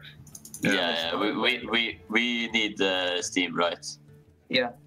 We can get the operative into Jaraxxus. And then we Jaraxxus first and win, right? I mean, they ran both POs, so they're running probably like Leroy Faceless, right? I mean, this Oh, play, that's true. That's true. that plays around the AoE. They play double PO already for some reason. Team Liquid, probably correctly identifying how they win, and that's by getting some more gas and buffing the Northshire Cleric as opposed to the Azure Drake here. But it's going to be tough. Draxus is definitely something that they have to worry about. Maybe they have another Spite Historian to go for that Nefarian into sack pack play. They were talking about maybe they get Draconid Operative into Draxus before the Warlock does. Yep. Team Liquid getting really talkative as well. Nyria speaking up quite a bit, tends to be a bit reserved. And on Cloud9's side, Tides of Time, he's a big thinker. He's not a man of many words. And when he speaks up, it's time to listen. And you can hear him mentioning certain things at times where his train of thought's going somewhere. And he's not always spot on with it, but the point is his ideas are very valuable when they come in handy. So definitely a big difference in dynamic for Cloud9 and for Team Liquid. Whoa, the double Hellfire clear. Yeah, finally find some value from those Hellfires. And honestly, they've pulled ahead in terms of general value anyway, but Bran Blackwing Corruptor offers 6 points of damage and threatens lethal onto Cloud9. They know that Reno Jackson's not in the build because it's a handlock build, and they've used a ton of healing. How did they recover? Yeah, you could hear how the communication from Team Liquid changed. At the beginning of the match, they were talking about what deck they were going to queue up when they inevitably lost to the Reno lock. They realized it was handlock. You said communication started back up again. They started to get really talkative. They smelt blood in the water. And now they're going to go for it. Yeah, now they're looking at the Cabal Talon Priest on the Brand Bronzebeard as well. Let's hear how Team Liquid wants to sequence his turn. But we have more reach with Corruptor turn up. Yeah, we will push much more next time. Actually, Brand and Talon Priest makes more sense. Do you like Brand Talon Priest? Yes. They can't really deal with our board. I like Brand Corruptor. I think they're not going to be able to tap. And I don't think they have Jaraxxus. They would have played it a while ago. Oh yeah, we denied the tap, right? Oh no, that doesn't matter. Okay. Let's go with the first. I like Brand Corruptor. It doesn't really matter, to be honest. This is less susceptible to Siphon as well, I think. This is weaker to... weaker to Shadow Flame play, right? And Twisting Nether. It's not weaker. It's not weaker to Twisting Nether, I don't think. What they gonna I would rather have a 5/4 and then a Talon Priest in my hand, right? Yeah, that's true. We wouldn't have Talon Priest, so we push 3 less. Play the brain, another thing. Like, for example, if we play Talon Priest and they Jiraxus, we have 11 damage right away. They have no more heal. They only have the Vendor left at most. Right? Yep. Siphon. Vendor and Siphon are their only heals unless they run Jiraxus. Do we tap here? So we go to 2, 6. I don't think it makes a difference. I think we should tap. Yeah, we need to find better options, I think. Like Corruptor kills us either way. Buying or selling. Oh, he's out of Corruptors. Mistress of Mixtures? Yeah. He still has 1 Corruptor. No, he's out. Still the Corruptor. You can still have Blackwing Corruptor. We died anyways, even without tap though, because it's 6 damage. We die anyway because it does 6, but he doesn't. Wait, didn't he play both? No. No, just 1. We'll draw. Yeah. And what else? No Stormer, just for the memes. Yeah. No Storm is good. And then Drake and then Talon Priest. Drake. And this tech. Yeah, Talon Priest. Yeah, both the Drake. Oh, do we? Wait a second. I think we do trade, actually. No, what do we buff? If you... We trade for sure, because we need... Okay, so... We buff the Drake. Do we? Or do we brand? We don't trade. We buff the Drake and we go face, right? It's weak to PO Shadow Flame if they get it They off don't have the... PO. Well, they might have gotten off the Pathfinder, right? Oh, no, we should trade. No, we shouldn't. We need to set up... play around We need to set up lethal. But we have lethal on board. Yeah, Okay. we have lethal on board. Okay, then. So we buff the Drake, right? Yes. I'm thinking like... Sylvanas Shadow Flame or PO Shadow Flame or something. Or not PO Shadow Flame, like Leroy Shadow Flame or something, right? But it doesn't clear. It has to be Sylvanas Shadow Flame. Yeah, Leroy Shadow Flame doesn't play. It's true. But if Sylvanas Shadow But we don't set up lethal if he goes Leroy Shadow Flame, right? I have no time for Sylvanas Shadow Flame. Oh shit. No Storm, very quick. Yeah, no Storm move off the top. We play Wealth as well, I think. Just play both. Yeah, play both. Quickly. Where's that 8 PM show? Let's see it. Sun Fury is good. We have Mixtress. Emperor Mixtress Sun Fury. Make sure the Mixtress is toner. Take the trade. Going face doesn't set up lethal, does it? 16, 20. It does if something sticks, but we expect Mixtress to be healing, you know? Just go, show. This is you. This is you. Just go. Quickly.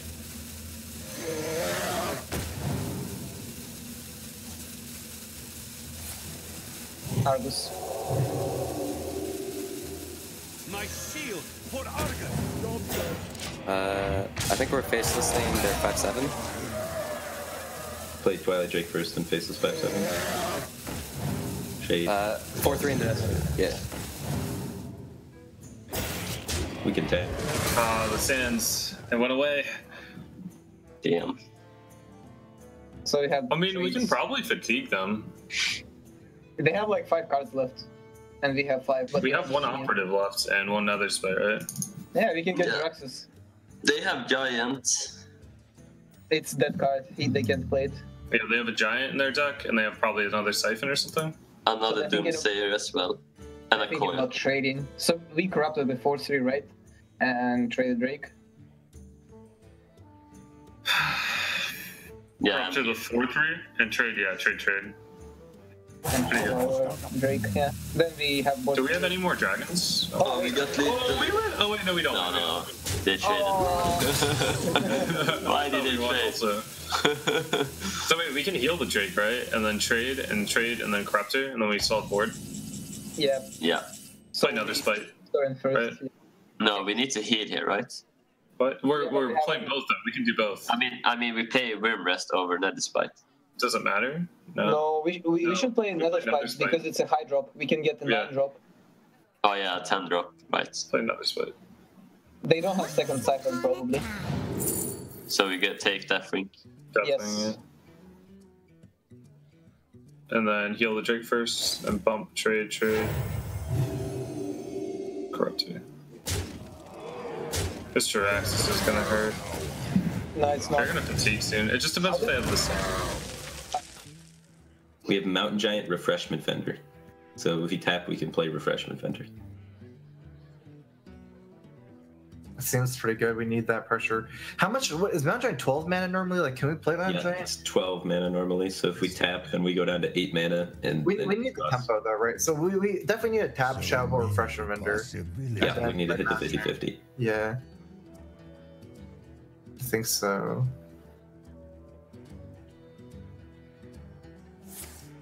We also had Siphon Soul Shadow Bolt push 2. I don't think it's good enough though. No. Trading Siphon still for a 2/3. So now we can play the Mountain Giant next turn at 10 mana.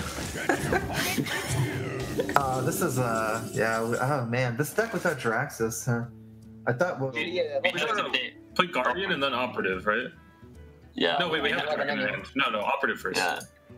So we can see we don't get the card otherwise. From Yes. And we can bait on save. Oh, perfect. So it's Just what we giant. needed. All right. We can play next turn as an 8/8. So what do they have in their deck left? They have giants. They don't run Jiraxis, right? No, they have Doomsayer and Coil. Wow. We fatigue the real.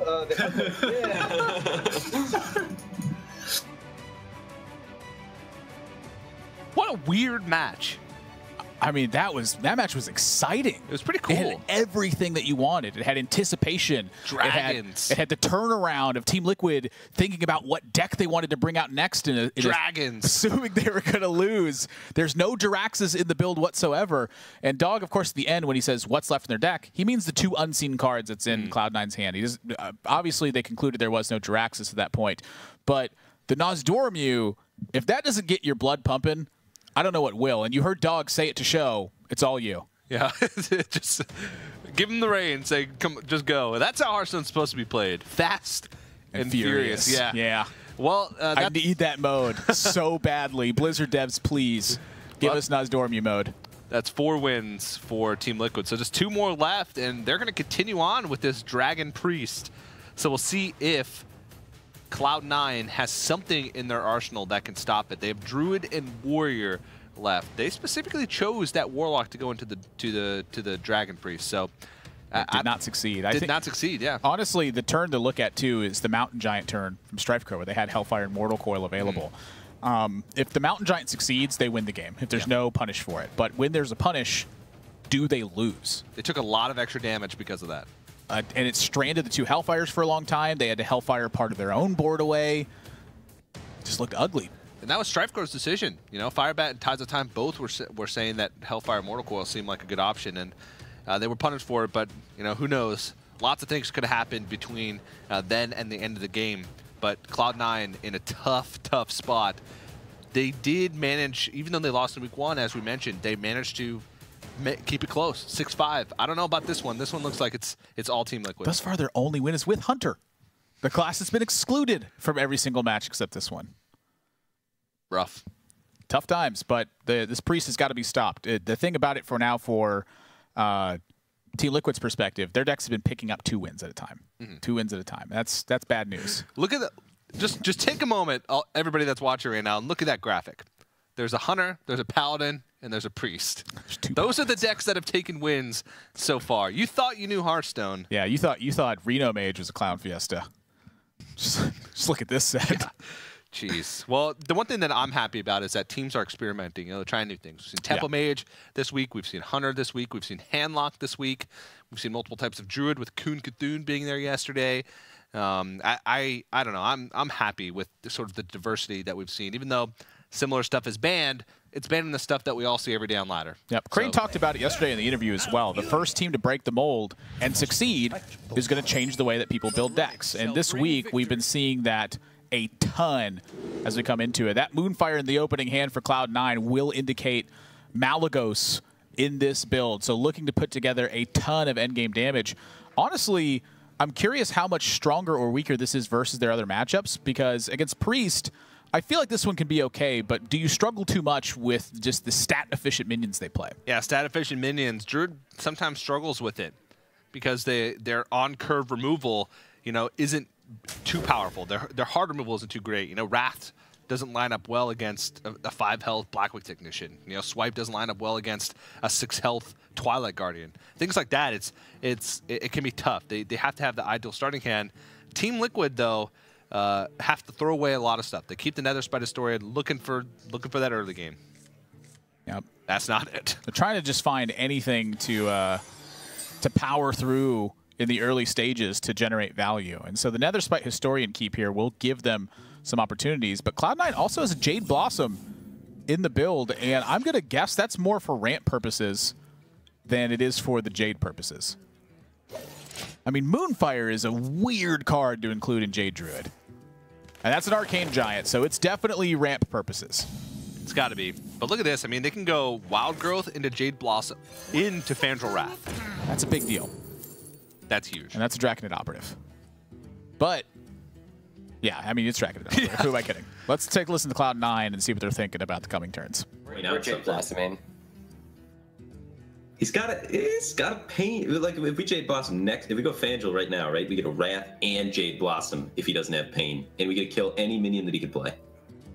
But can we kill any minion? We get guaranteed value off of Fangel if we save it, and we can just slam by it. You know? See, there's value in it existing on the field. That's a lot of value as far as, especially in a temple matchup. The value is coin, right? Yeah, but he's got to pain it and then coin a 2-drop. This is the last 2-drop you would play if you had 2 drops. You want to play any other one because it's a temple matchup. You want something that distributes the most stats on the board. This is the least amount of stats you can play on the board for 2. What do we do if we get pained though? Doesn't have it. Then we just if we get pained, then we just can like Blossom and whatnot, and then he's behind already because he's not developing his 3-drop, and then it gets stuck in his hand. He has a point of 0.4. That's the problem I have of not playing Fandral, I guess. If we don't play it and he coins 4, he starts spamming onto the board and he's Dragon Priest and then can buff the board. If we slow that process down, we can catch Echo easier. Like. Yeah. Yeah. Just have to on the way. Sad boys. Close to Nourish. Do we have a bump here? No. Wait, why not? It doesn't set up for anything. And the answer is no, it does. It sets up a kill. For what? We don't have Corruptor. No, but we have a 3, so 3 plus 1 is 4. Nah, they're gonna Wrath it. 4. I mean, if they have Wrath Nourish, God bless them, right? I think we should bump.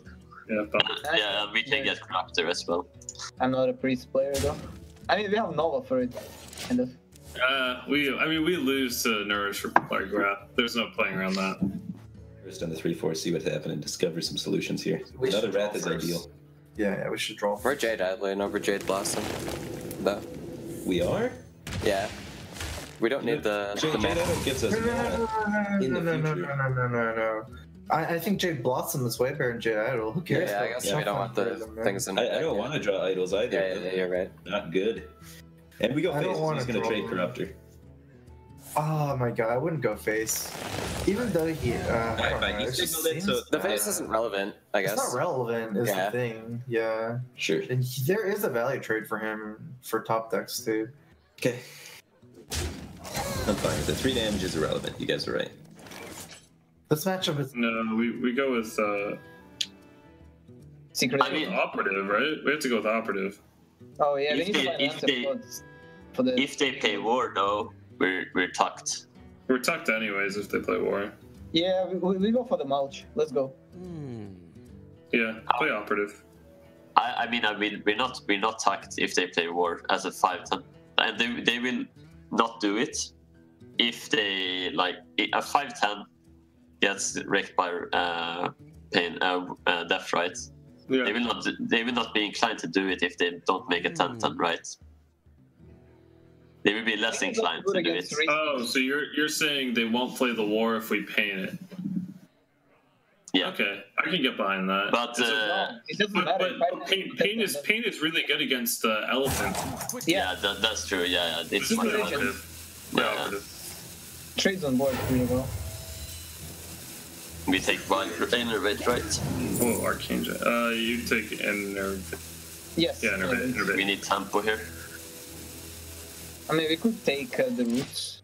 We could have innervated Pain, but I don't know if that's worth it. Lots of stuff to note there. Cloud9, you can see the sort of styles of play clashing there.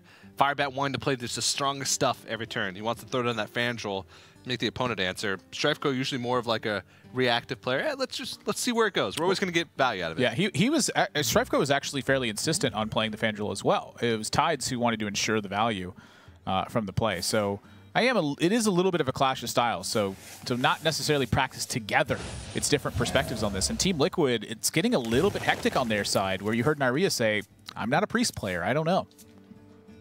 Yeah. Wow, another Jade Idol pickup as well. I don't know. Jade Idol's in the deck at this stage. You're drawing one card a turn, so without cycle in your hand, they do Badger Drake, but they're looking good to me. The Eye of Black Paw's there. Jade Idols are there. I suppose. Every Jade Idol you draw is a 1 mana bigger than it was before. I think Jade Idol's looking great here, personally. Now, that being said, I think that Azure Drake's looking great as well, but...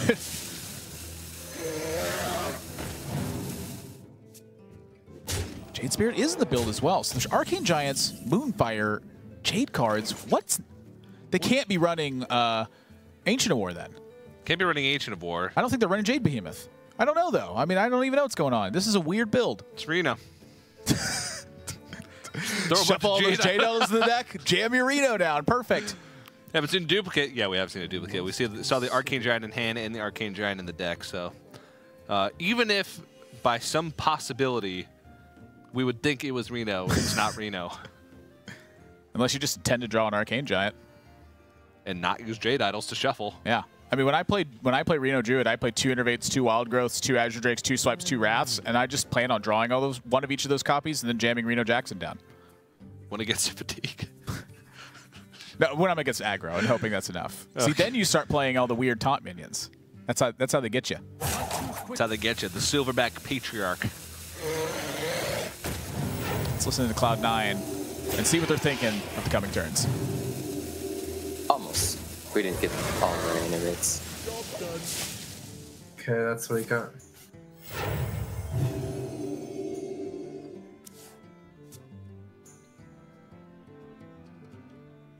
I played the Jade creatures. What do we think about... Let's consider swipe. Why?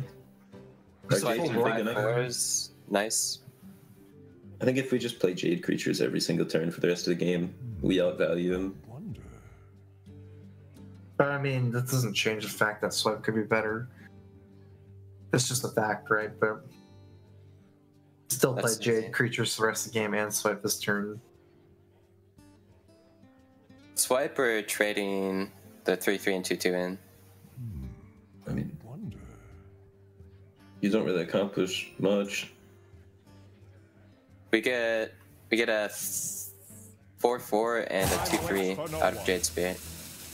Yeah, that's actually slightly better than swipe. Yeah.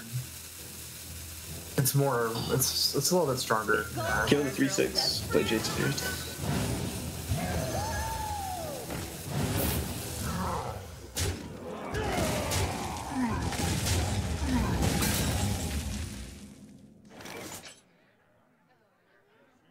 Nova doesn't help us here. A 3/6 body is very good again here on this board state. When you heal the operative trade with 4/4? 4/4, yeah. Yep. Maybe on the way.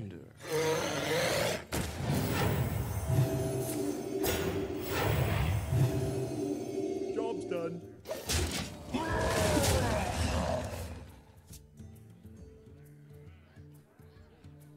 Seems like a good turn to play a bunch of Jade things and a Giant. You play like 10 things he wants to death this turn. Trade in Aya, Moonfire, clear the board, double Jade Idol Giant. Do you need to Moonfire here? We could swipe. Yeah, swipe double Jade Idol plus Giant, right? That still works. 3 spells. That costs 2. 1, 2, 3, 4, 5, 6, 7, 8. You could swipe the 2/3, and you can't hero power though. I like saving Moonfire for Auctioneer. So if you swipe the 5/2, you can trade in Aya and the 2/3 to clear without losing the 2/3, and then play the 3 giant minions. I like that. I like that the best. Okay.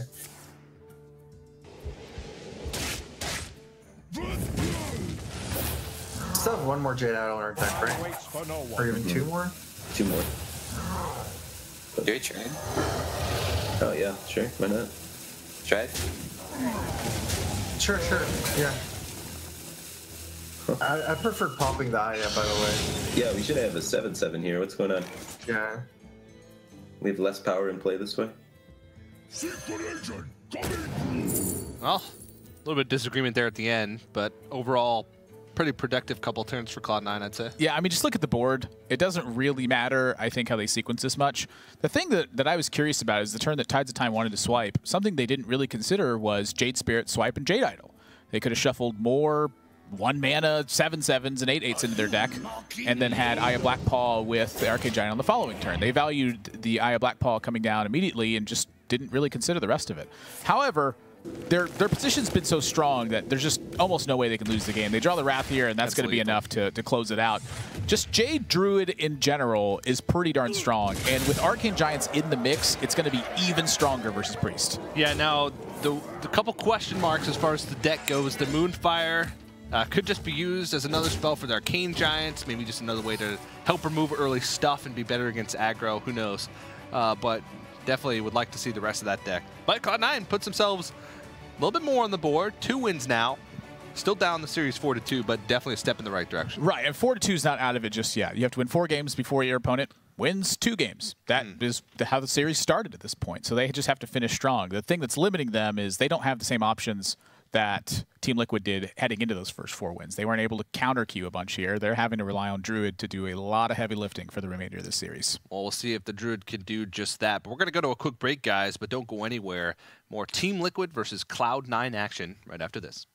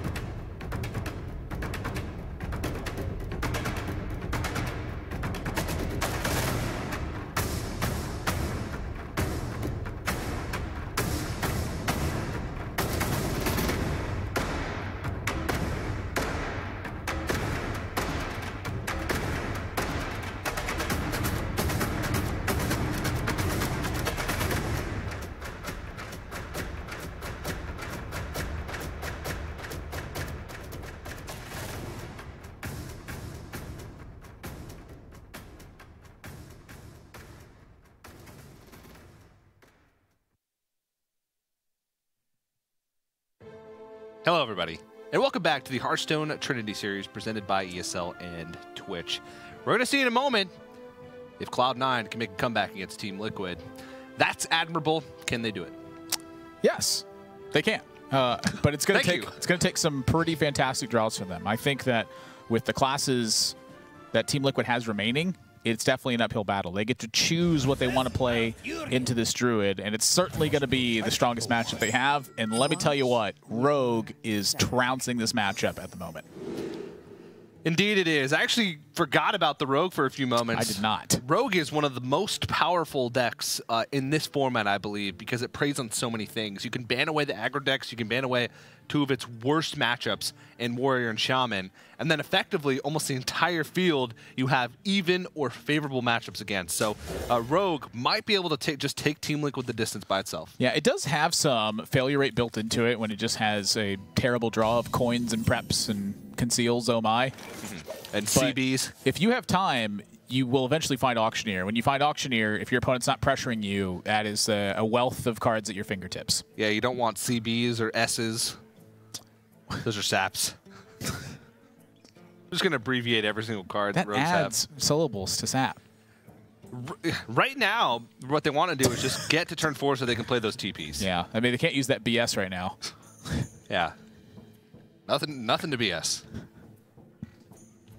If the JI comes down, they can Just BS stop. all day. Just shut up. Let's take a listen in and see how the players are thinking about this game. Now we can call in Village next time. Yeah, that's a good draw actually. Unless we get like fires, I guess. Like Auctioneer.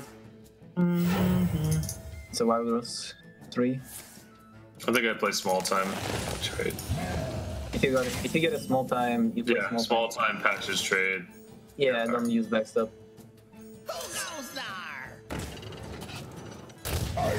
I'm in charge now. And they got lost. Their Jade's already kind of high, but did they cut any Jade cards from that deck? Do they run Jade? They run Jade Spirit, right? Yeah, we saw. Maybe only one. We didn't see any elephants though, but they had to play that. They have to be running it, yeah. Like the other, it's just the nuts card for Jades.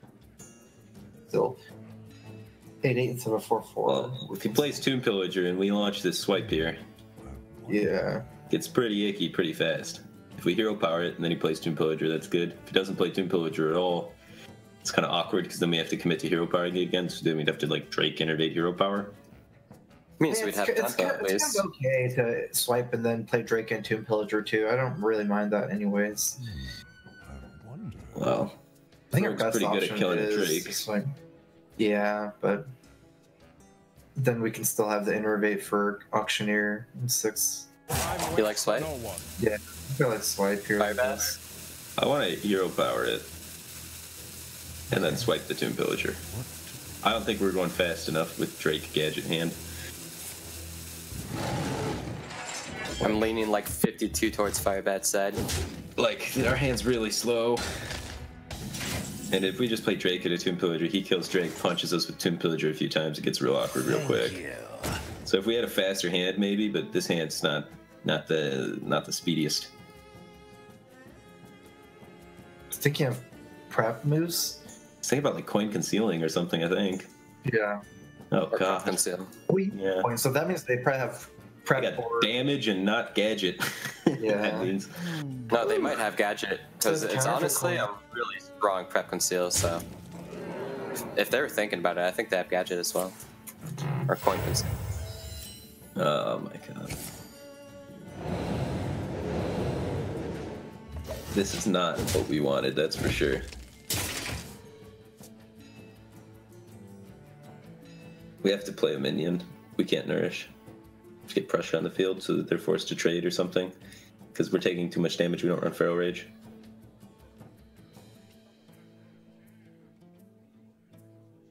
We could consider nourishing for mana in Hero Byron. That Drake Yeah, swipe I next got turn. 8. It's pretty reasonable. If we don't draw Roots or Moonfire, though, the Drake swipe's meaningless. But if we get Roots or Moonfire, it's good, I guess. Do we even have mana Drake swipe? You need a Drake innervate swipe, right? Yep. You get Drake Innervate Swipe and you have 2 draws to find Moonfire or Roots. I don't hate it. What? I also like If we Drake in the Drake, field. he's 3-1 trading with Dagger as But well. ultimately, we need a swing turn to. Okay. I guess. Try it. Yeah, let's nourish for crystals. Crystals are mana. Do you think it's better than Azure? I mean, he's just trading 3-1 and Dagger into Drake. It's definitely better against that. It's worse against him going all face and killing us. I guess let's get mana. He only has 8 damage, I guess, so maybe And 3 we can cards. outlast it. Yeah, 3 cards, 4 8 cards. damage. Cloud9, their comms seem a little bit chaotic at the moment, trying to decide, plays to make. Yeah, not like super cohesive, but in the chaos, they're finding a plan to win the game. Strife Crow hit the nail on the head. We need a swing turn at some point. And this was a pretty weak turn from Team Liquid right here. If they choose to use this Cold Blood, they're running directly into the swipe. And this is the kind of turn that Cloud9 really needed, was no development from Team Liquid. And now they don't need that draw that Firebat was talking about. Where on Team Liquid's side, they're playing so fast. You saw Firebat nail the read. They're thinking about coin conceal because they've been playing so fast, and then suddenly they took their time. Yeah, and now look at Cloud9. They have Gadget and Auctioneer, Innervate, Swipe. This is looking good for Cloud9. I mean, now, they did say there's no Feral Rage, so it's going to be difficult for them to recover life total unless there's Raven Idols to do that. We didn't even see Taunts. We didn't see Jade Behemoth, didn't see Ancient of War. There's a lot of stuff we didn't see, but we're about to see a little bit more. Team Liquid's going to need some definite help, whether it be an idol, questing, adventure, Gadget and Auctioneer. Innervate pickup. That's going to start unlocking the Arcane Giant as well, and if they get some healing off of this Raven Idol. Oh, mama. That's a Moonfire as well. They're getting awfully close to just unlocking the Arcane Giant. Snap take Jade Idol. They're thinking about drawing the card with the Moonfire and decide against it. Maybe they need that for removal. Yeah. Starting to look a little bit more grim. Now, Team Liquid also does have Leroy still left in the deck most likely, but let's go ahead and listen in and see what they're planning. Damn, Sap, play this. Yeah, there's a chance we don't even have Sap targets. So many options. I don't conceal it. I just have to draw a Leroy or They have Moonfire. I still don't conceal this, right? So, No. 2 Auctioneers left. Leroy is lethalish. They still have that swipe left over, right? They used 1? No, they used 1. They have Maligus Moonfire. Play Drake or the Jade cards? Well, we can do both. Do we want to fit in a hero power every turn? With max damage, I guess, from his hand is he's got 2 coins. He's got like Leroy, Cold Blood, and then if he top decks a Vis, he can kill us if we don't hero power. So Like, we're that's hero sort of- powering, yes? I think it's worthwhile to potentially hero power if it's easy. I think we win anyways. Yeah, I think we start with Drake, right? I think we start with Drake 100%. Yeah, we're looking for like second idol. Let's do Drake. We just need to make sure we play Giant this turn, and everything else is pretty good. So do we just Moonfire and then play the 2 Jade cards, then Giant? I think that's fine. It's either that, or if we want to squeeze in the hero power, we can cut back on one of the Jades. The Jade at this point is a 4/4, right? So we lose a 4/4 to get an extra life to not die in the immediate. We can't set up lethal either way. So I'm more inclined to hero power. Yeah, I like the hero power as well. Okay. So yeah, It's a 5/5 out of 4. let's do the hero power. Oh, it's a 5/5. Yeah, I think we're winning the board either way and setting up a 2-turn lead. Yeah. Exactly. We can die to Leroy double Cold Blood, right? And Yeah. that's a huge break point because he's never getting that 1 damage in otherwise. Because we can hero power every turn to match his hero power. Yeah, exactly. Yeah. I just sit, right? Yeah, I sit. There's nothing I can get that would help me here. You can get prep Sinister Strike, right? Shadow Strike. It's to not good maybe enough. survive. It's better just to go for the coin Cold Blood because I don't have a combo activator next. Wait a second. Let's think it through. So, if we can kill the Drake, we should do it, right? Every time. The chances we draw into killing the Drake are so low. What is the benefit of keeping coin? Benefit of keeping coin is we have a combo activator for next turn. So if we draw into Eviscerate, we can't just play it, right? So we can go coin Cold Blood next turn. Do we attack face? Probably we do. Yes, we do. Yeah, we're all in, right? Like we're all all in in. them next turn. Literally, this is our last turn. So, I mean, next turn is our last turn. So, yeah. If we are not dead. But the thing is, like, we have to save coin for a combo activator. Otherwise, if we rip Eviscerate, we can't play it. We have 2 Eviscerates and 2 Cold Bloods left, so we have 12 damage, 16 damage. So we can lethal him just on the... we actually have a really high chance of lethaling him if we get a prep. Assuming he doesn't... If they didn't get a ton to heal. Okay, that's good Taunt or for us. heal. Yeah. It's just starting to get intense. What are they? 3 damage off of lethal now? 5 plus 8, 13 plus 8, 21 plus 2. I'm sorry, plus 1, 22. They're 2 damage off lethal. If they'd gone for the Jade Blossom last turn, they would have had lethal. But the thing about it is they could have died to a perfect range. So the question is, was letting Team Liquid have a draw for Gadgets and Auctioneer worth playing around the lethal potential? And I think it was, personally. Yeah. A good thing to note there is Team Liquid, you know, Dog's the one piloting this deck. And I really wanted to coin that and try and find an answer to the Astro Drake to play around lethal, but Dog's like, this is our last turn. He said, we got to save that in case we draw the Eviscerate. We need that combo potential. We need to lethal them next turn. And we'll see if they can go off and get it done. I mean, they need a prep, and they're going to have, what, 3 draws? The natural draw and the 2 spells. Let's go ahead and listen into Team Liquid. Okay, halfway through. That's not it. 12. Oh my goodness. That's it. GG.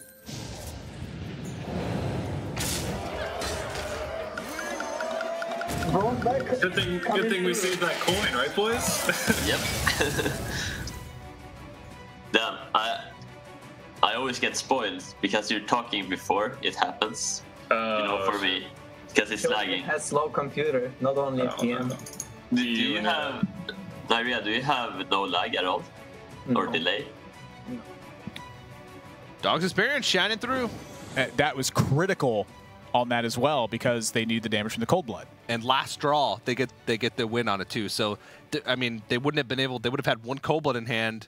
They would have done that, drawn Questing Adventure, not even been able to get to the Azure Drake. So, just well played overall. I guess they would have had 1 extra draw, but not enough mana, not enough damage. I don't know. It just really well played by Team Liquid, squeaking out a win in that situation. You know, coining out the Conceal as well was a huge deal because it protected that damage that ended up getting them to the finish line. Yeah, and from Cloud9's perspective, the only thing to think about is, should we have played that Jade Blossom earlier? Is there anything else we could have done? The Nourish for Mana Crystals was a brilliant play. I think a lot of people, and frankly, a lot of people that I do watch, they just don't Nourish for Mana Crystals. And the thing to think about is it's 2 Wild Growths, and Druid decks right now tend to be extremely greedy. They're stuffed with high-end stuff to do. If you're just drawing cards over the course of a couple turns, even with your opponent's draws in there, you're usually coming out ahead because yours are just more powerful. And the deck's loaded with draw anyway. Azure Drakes are in there. Raven Idols are big draws. You can pick up another Nourish on top of that. Wrath can dig into the deck. Nourish for Mana Crystals, I think, is a very underrated play. And that game, the utilization of it gave them a chance to win. But still wasn't enough at the end of the day. And, you know, maybe it comes down to that Jade Blossom. They would have set up lethal. They played around 1 fringe case scenario. There was exactly 3 cards that killed them. And if they were keeping track, one of the cards in hand was a coin. So it would have to be the exact perfect cards in hand and the exact perfect card off the top. Who knows if that's worth playing around. Maybe they'll go back and look at that play, but it did end up maybe not losing them the game, but costing them those last couple turns. So match point now for Team Liquid. We know the matchup. It's Rogue versus Warrior, and this is one of the worst matchups for Warrior, especially when you're looking at an opening hand like that for Cloud9, or for Rogue, I mean, sorry. RDU and Stan Sifka had a challenge where RDU believed he could win 90% of his games with Pirate Warrior versus Rogue. Now, I don't know how that challenge ended, but the fact that RDU wanted to take the 90% side is a big statement. It is a very difficult matchup for Rogue to tackle. They have no way to protect their health, and they have no way to stop the weapon pressure from Cloud9. Yeah.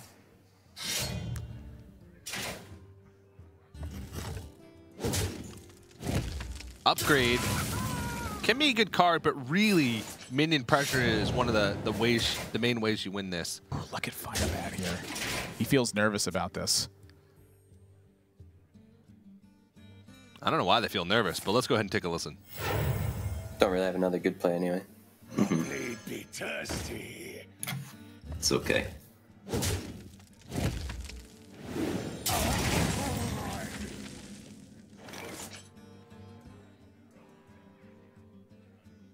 On the 3-4.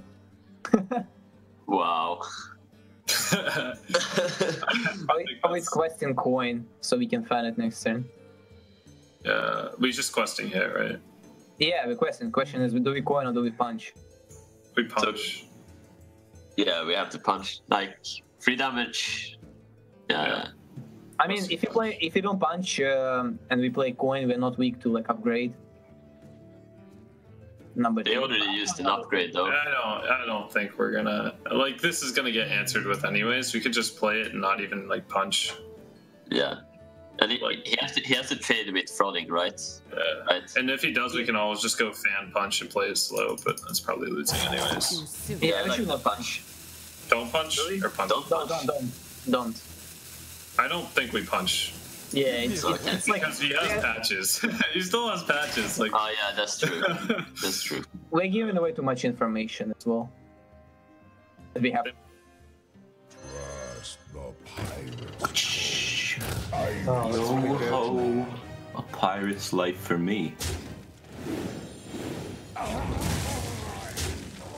Man, look at Frothin's getting huge. Drink up, you mateys. Frothing's drinking all the rum. Give me a quest.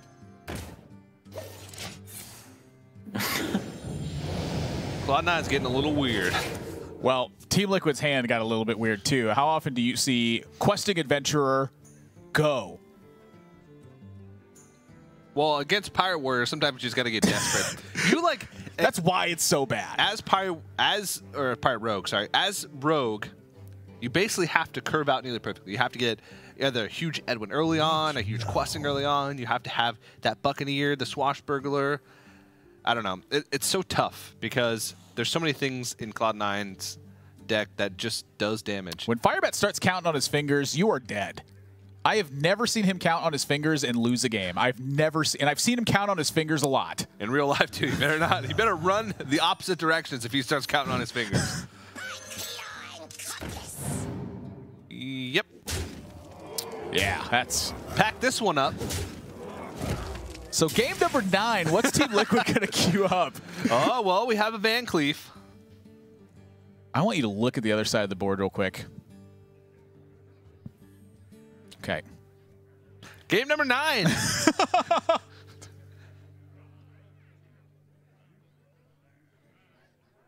I don't know. I mean, the look on Dog's face says it all, where he's like, come on, there's got to be a way to win, right?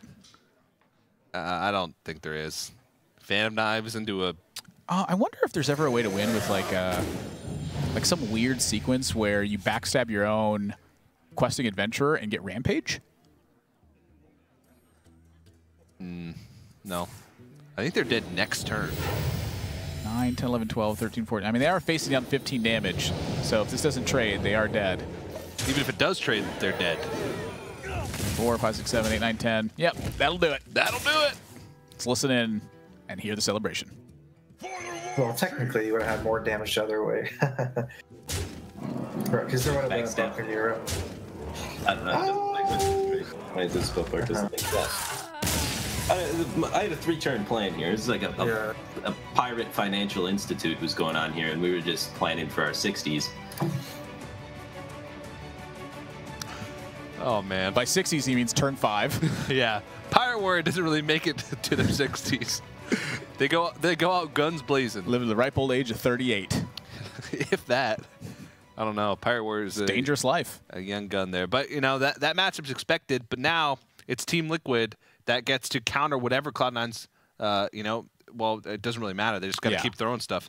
The Pirate Warrior's the only thing left. 3 chances left to win for Team Liquid. Any single game they win will be the first to 6 for them and close the match. So Firebat, the Pirates and crew, they got to get on board, and they got to set sail because it is a long road ahead of them. Well, maybe a little bit short, but 3 games. A medium-sized road. Yeah, medium-sized road ahead of them. Right ahead of them. We'll see if if Team Liquid can close it out. More action right after this.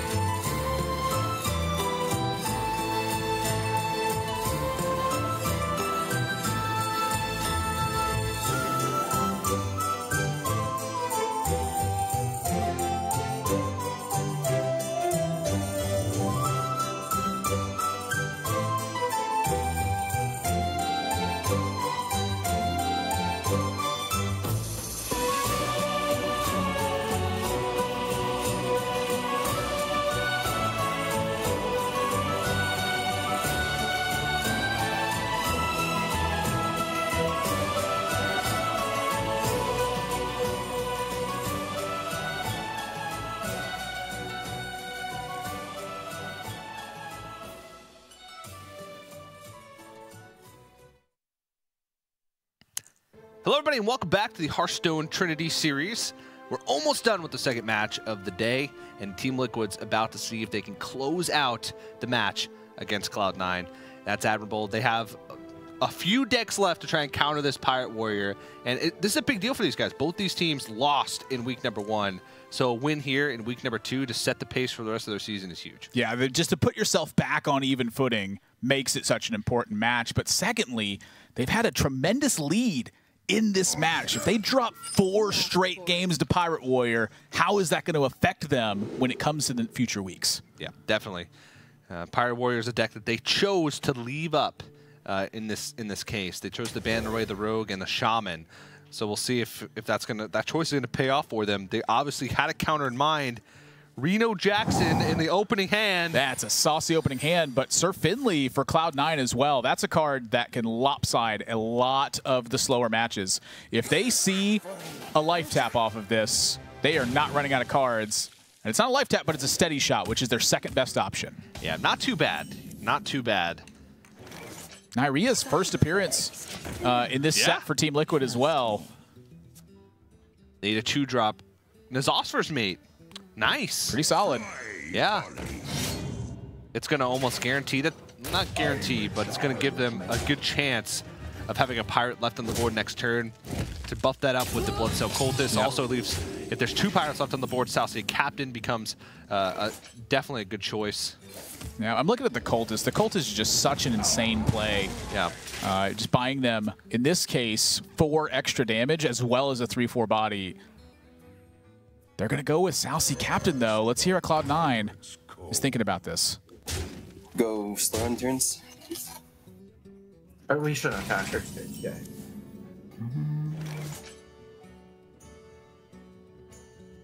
Option, Frostbolt, pass. Then we play Water Elite, so we have coin Reno.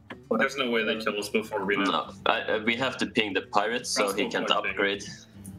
We have to dodge the so they deny have the core pirates. next turn, right? Then we polymorph it, and then we have our then ping, and there's no way they kill us in that time, right? Yeah. Okay, so we agree on the Frostbolt coin ping, right? Yeah, I think that's the best. Like, there's no way they kill us before we know. It's almost impossible. I mean, they have hunting.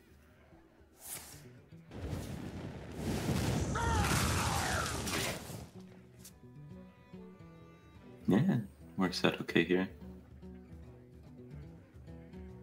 4x 0 power. Or do you want to play the minion?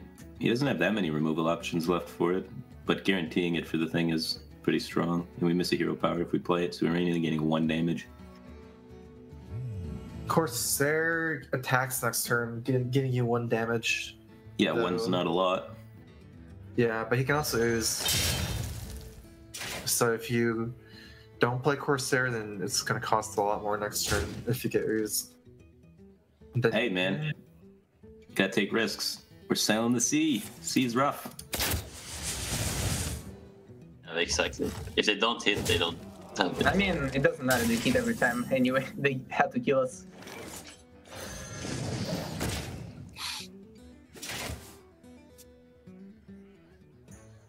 I love how Firebat justifies some of the plays that they make. It's like they've come up with a solution. Well, we got to play around ooze. Sometimes you got to take risks. It's rough out there the on the seas are rough. Yar, it be rough on the seas, matey. Well, you know what, Firebat? You are right. Yeah, and this is going to be a very rough sea ahead of them when Reno Jackson boards the ship. They're getting some strong value out of it. The attack, of course, as you heard, was to play around Acidic Swamp Ooze. But now Team Liquid down to 15, and Volcanic Potion doesn't really answer the board state at all. They have Earthbending Farseer, and they have Polymorph as options, though, as well as the Arcane Blast alongside of it. And honestly, the Volcanic Potion ping, it does wipe out the board, so I want to correct myself there. It actually does make an impact. Yeah, they can Volcanic Potion ping. They can even just Volcanic Potion ping and then hit face. They leave a pirate up, but they eliminate the weapon damage. It's a good point, too. But they leave a pirate. Yeah, if you're eliminating the weapon damage, then maybe leaving the pirate. I don't know. The goal of this turn is to wipe tough. out as much damage as possible so that you can just land Reno Jackson. At this point in the game, if Team Liquid just doesn't throw, they win. Yeah. They have Reno Jackson. They have gas to back it up. I think eliminating minion pressure, if you're planning on Renoing next turn, is the most important, because that's the biggest way that Pirate Warrior wins post-Reno. Die to anything. Say they don't lock out the weapon, and there's like double Heroic Strike. That's 12, 13, 14 points of damage. So it would be double Heroic Strike plus damage to wipe it out. And what could deal 1 damage is just Upgrade. No, because they would have to Hero Power, so it would be... Oh, if they lock out the face, they can't Heroic Strike. Yeah. All right, well, let's listen into Cloud9 and see how they're planning on dealing with a potential Reno Jackson. If we go face, we have 5 plus 4 is 9, 10, 11. So we don't have enough damage going all face unless we top deck. So I think we want to Mortal Strike the Water Elemental. Yeah, we have Upgrade and Heroic Strike, so it makes up the damage. Yeah, if he doesn't have Reno, we win. Mm-hmm.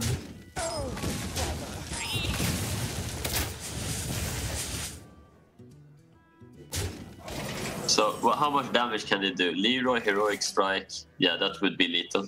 We have to Reno. Yeah, we have to Reno. Feels bad, man. Does feel really bad, actually. That Hunter Hero Power is so good. Yeah. Corcoran's getting in, Upgrade's getting in, Hero Power's getting in. I don't think we clear it. Yeah, no way.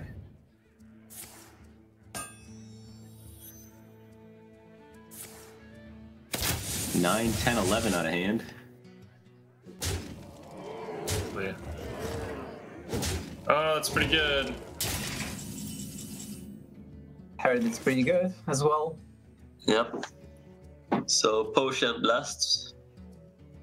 Do we Okay, Potion Blast? Boost. No, No, we can't do that. We don't have the mana.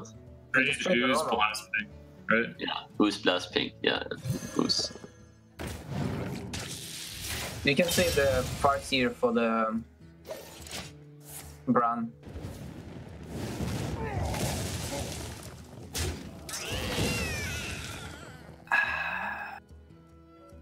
We play it for heal, right? It's never connecting at this point, right? So you might as well play it for heal. And we Heroic Strike face to beat Taunt. Sure. Oh, look at Dog's face. Now that they've Acidic Swamp Ooze the weapon. Still holding it. Still holding it. Ooh, Medivh again. Medivh's actually pretty massive here. I think that's the most pressure they can possibly get. And honestly, I think you attack with the weapon as well, if I'm counting my damage correctly. So Reno runs over the Bloodsail Raider here. So 4-3 takes a 2-3. It pushes 3 to face with the Acidic Swamp Ooze. Interesting. I think they want to go wide, find Ice Block. Well, Babbling Book is a good pickup to go alongside of that. Any defensive spell they fetch from that is likely to win them the game. Yeah, I mean, Cloud9 is going from the top of their deck here. It's still close, though. An Arcanite Reaper changes the landscape of this game. Honestly, almost no matter how you slice it, it's going to be a 3-turn lethal for them. So the Medivh, there's actually a lot of merit to digging instead of playing the Medivh. Oh, no. Bloodsail Raider. That's the worst. TJ, Cloud9 is so close to victory, but I think they're going to need Leroy Jenkins. And honestly, with that Earthring Farseer in hand, even that might be enough. Let's see if Team Liquid is feeling nervous about this. Okay. Heal Blizzard face with everything.